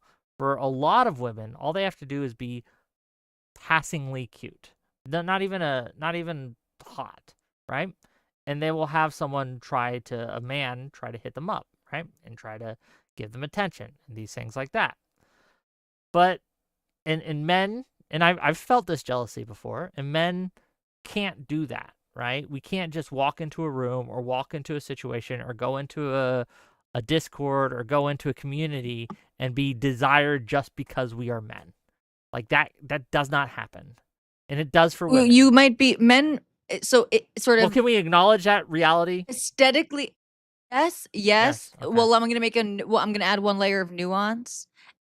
Aesthetically elite men, so like you're saying, just being like a really good looking man, it's not, when you walking into that space won't give you the attention that a good looking woman will get. You might still be desired, so women are still responding in this in a similar way. Like there are women who would hook up with the really hot guy even if they know he's a dick and a low life and they don't want to date him long term. So some of these dynamics are still at play, but women aren't going to give the same attention in the way that men seeing an attractive woman are going to. So Well, it's just a layer but of nuance there. sure, but I'm not talking about the attractive men. I'm talking the normies, right? We're talking just the average Joe versus the average Jane.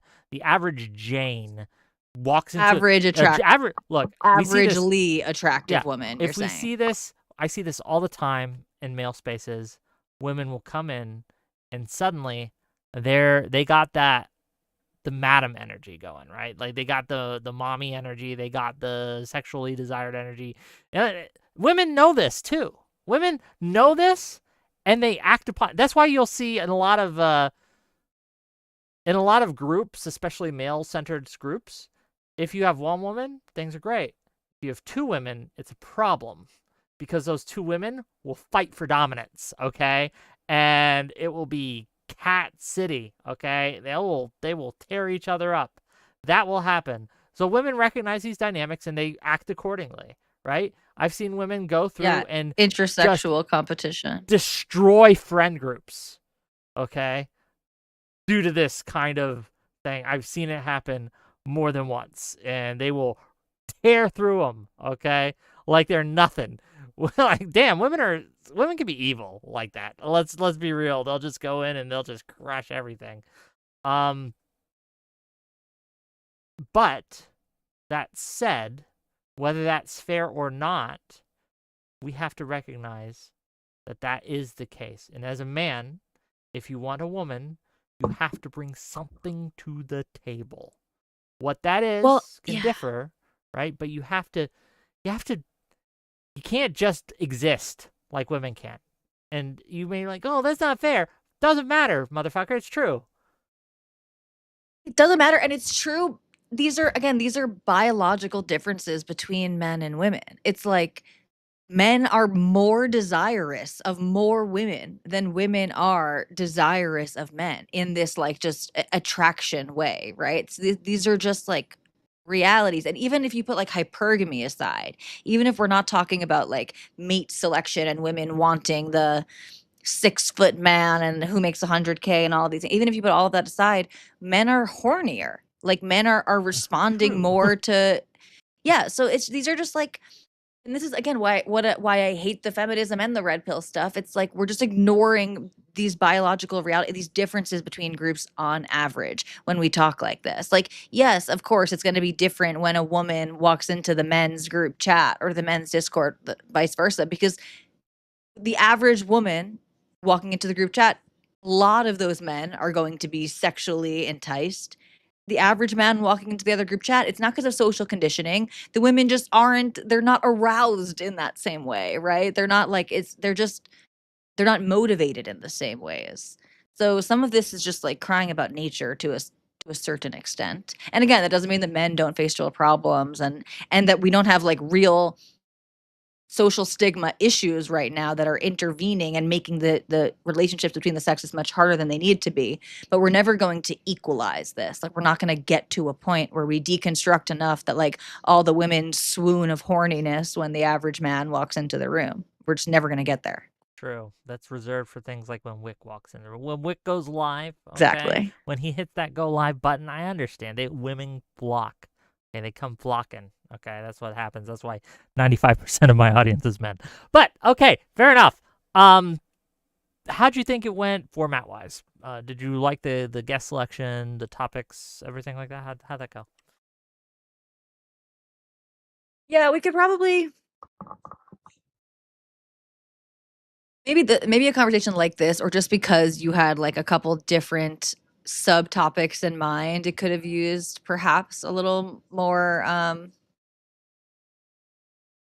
structure, I guess, or just like if we were interested in all of those questions, then we need to make sure we got to them. And again, this one, I think there was a lot of meandering in this conversation, which I don't think is inherently a bad thing. Like Sure.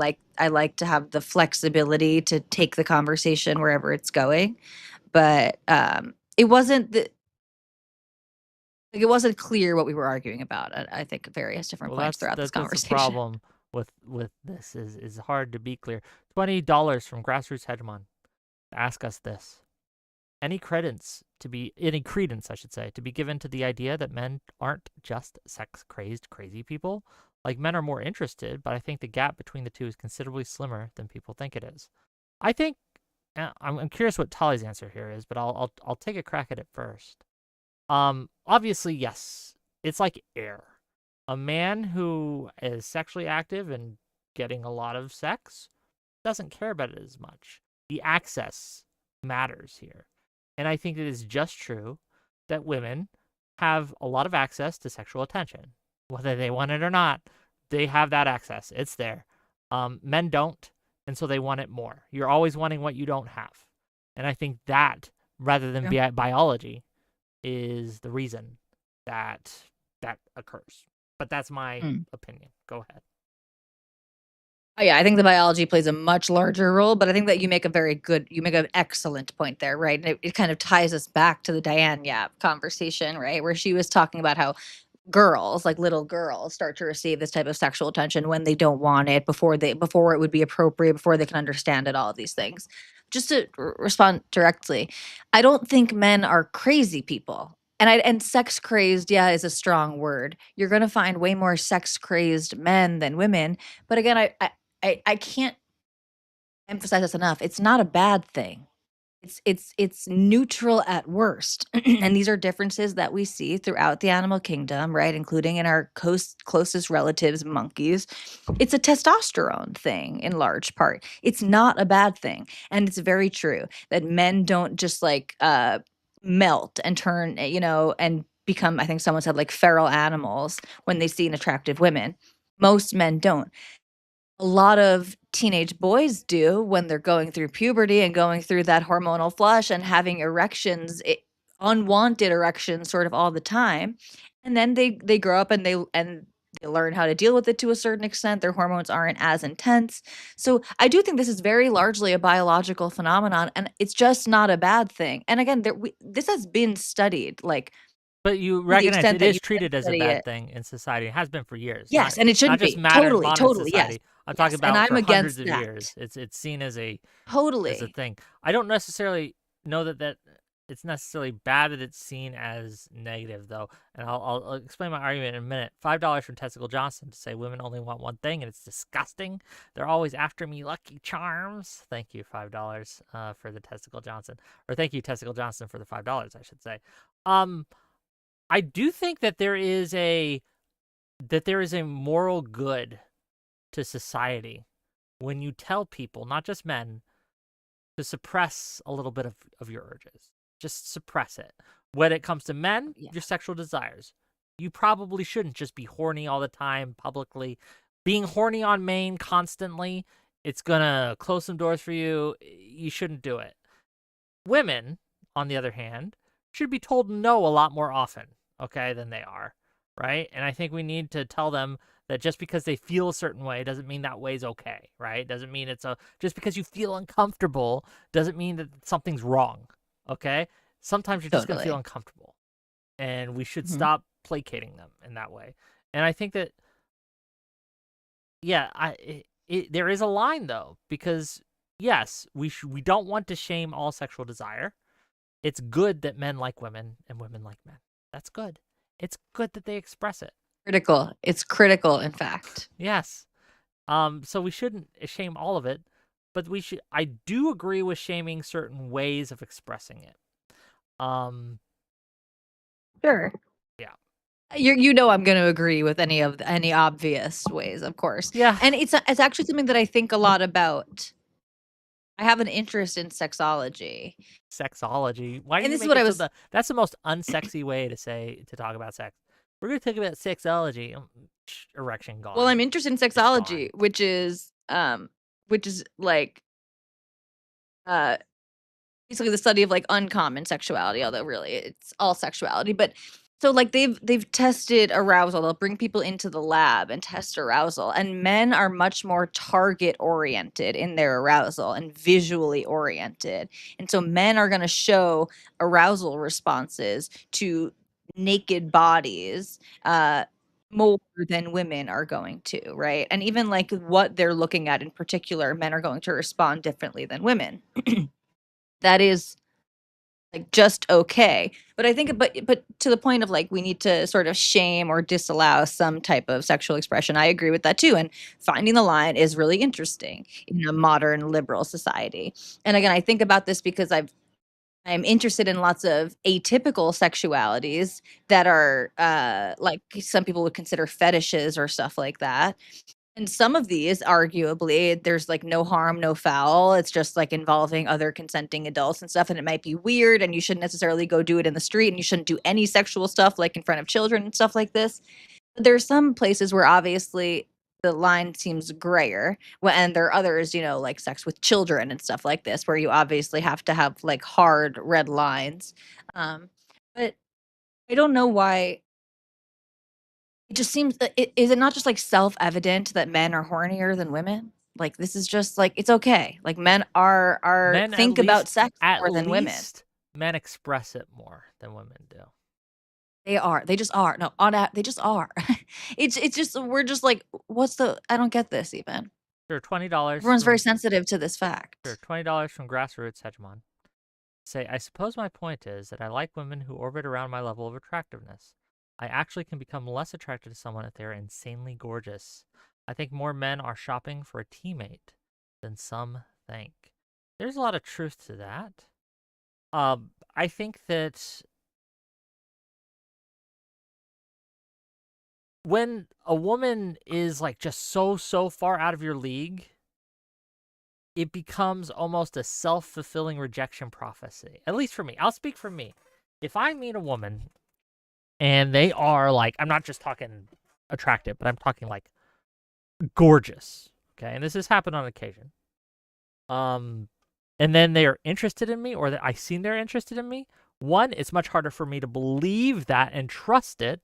I instantly become suspicious that there is a ulterior motive. I think that this has shut me out of opportunities before, but there is a valid reason to distrust these types of things, because there are women and men who will predate on others. And men predation looks different than women predation, but they both do it.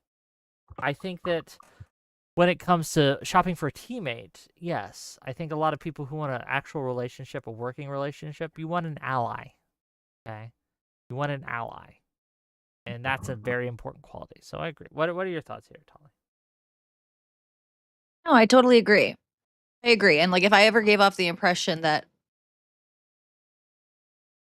because men are hornier and like more attracted to more women, that they are setting themselves up for unrealistic standards in some way, that's not my belief at all. And I agreed with Zerse. Like, he got really hung up when I was saying that women will settle, or men settle. Actually, I was talking about men settling. Sure. He's like, no, they really are attracted to her and they love her. I'm like, yeah, I agree. I'm just saying that like men are, and women acknowledge that there are exceptionally beautiful people out there, and that you can still be deeply erotically attracted to someone who is not at that standard, that objective standard, right? Yes. Doesn't mean you're not attracted to them. And I agree, like, men aren't just looking for supermodels and Instagram thoughts and all of that. I completely agree. I think I'm always surprised.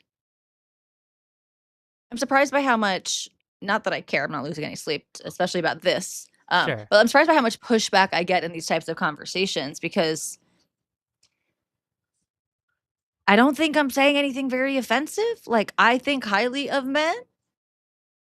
I think they're overwhelmingly not predators. Like, I think they're getting it, like, so I'm just surprised by the pushback that I get in these types of conversations. Well, because there's the culture war issues. No one can take an L online. No one can agree with someone who's on the other side. There's a lot of dynamics at play. $2 from Metalworks to say, can I jump on quick and add something to the topic? We're not taking calls right now. I'm sorry, brother. But we have a call-in show, or I do a call-in show, and you can call in next week and talk to me about it. I think we just real quick. do officially need go to ahead. do a Whick and Tali talent show. Okay, let's do it next week. Fuck it. I mean, unless you can get James Lindsay, which I texted you about, right? If we could do that, let's do that instead. But we'll do it Tuesday. Why not? Well, we'll talk about the specific time tomorrow. Okay. Or later today, after off stream is what I'm saying. So our built environment says this is an unfortunate circumstance for you, Wick TV, and I think he's referring to my suspicion of ulterior motives. And yeah, I think context also plays a role in these things. And the more public facing someone is, the more suspicious that they're naturally going to be. Because yes, I'll tell you what, if a girl DMs me after this stream and starts hitting on me, I'm going to think they're a plant. I'm going to think that they are out to get me, right? Like they're trying to drum up some DMs to leak. Okay? That suspicion is wise. It's a wise suspicion to have because it's well-founded, because this happens all the time in this space. But what I would like to have happen in this society, right, is for that no one to care if someone flirts in a DM with someone. We do, but why do we? Why does that matter? Mostly right now, just because people love a mob. True. Because like shame is exciting and moral grandstanding is exciting, and that's most of this. Like you're saying, like with the online, why do we care if someone's like in the DMs? We love a scandal. We love to put someone down. I think that's motivating a lot of that, honestly. I think in real life, even people treat this stuff differently. It's again, context plays 100% a role. One of the things when I was in the military, I had a top secret security clearance for a while. I was a cryptolinguist. One of the things that we were told is if a woman really out of your league approaches you at the bar, they might be a spy trying to get information from you. And that's a real thing, right? No, you laugh, but look at the fucking Chinese lady who was sleeping with all those mayors and governors and like people like that. It was just a fucking spy, right? Or that Russian lady, the same thing. Like this happens all the time. Look, boys, you got to be careful, okay? You got to be wise in these situations. They're out to get you, okay? Look, just remember, not everyone wants what's best for you. That's what I got to say. Okay. Also remember that the likelihood of encountering a honeypot is so small unless you work for the government or like BlackRock or something. But Or you're you're a right, streamer. Wick. People can have ulterior motives. Yeah. True. Okay, gang. Do you have anything else for the audience? Anything you want to tell the Wickers, the Tali Wickers, the Wick Tallies, so we need a name. We got a name for Wick fans, but what about fans of our show? People who wouldn't watch us separately but watch our show. We need a name for those fans. The Tali Wickers. The Tali It's the Wickers. Tali That's Wickers. such a mouthful. Yeah, I don't know. We'll figure it out. It's not good for a show name, but it's already like got a little bit of appeal. Just it works for the fans of the show, I would say. Fair enough. The Tali Wickers. Okay, that's the official branding. Yeah. Next, what we got coming up?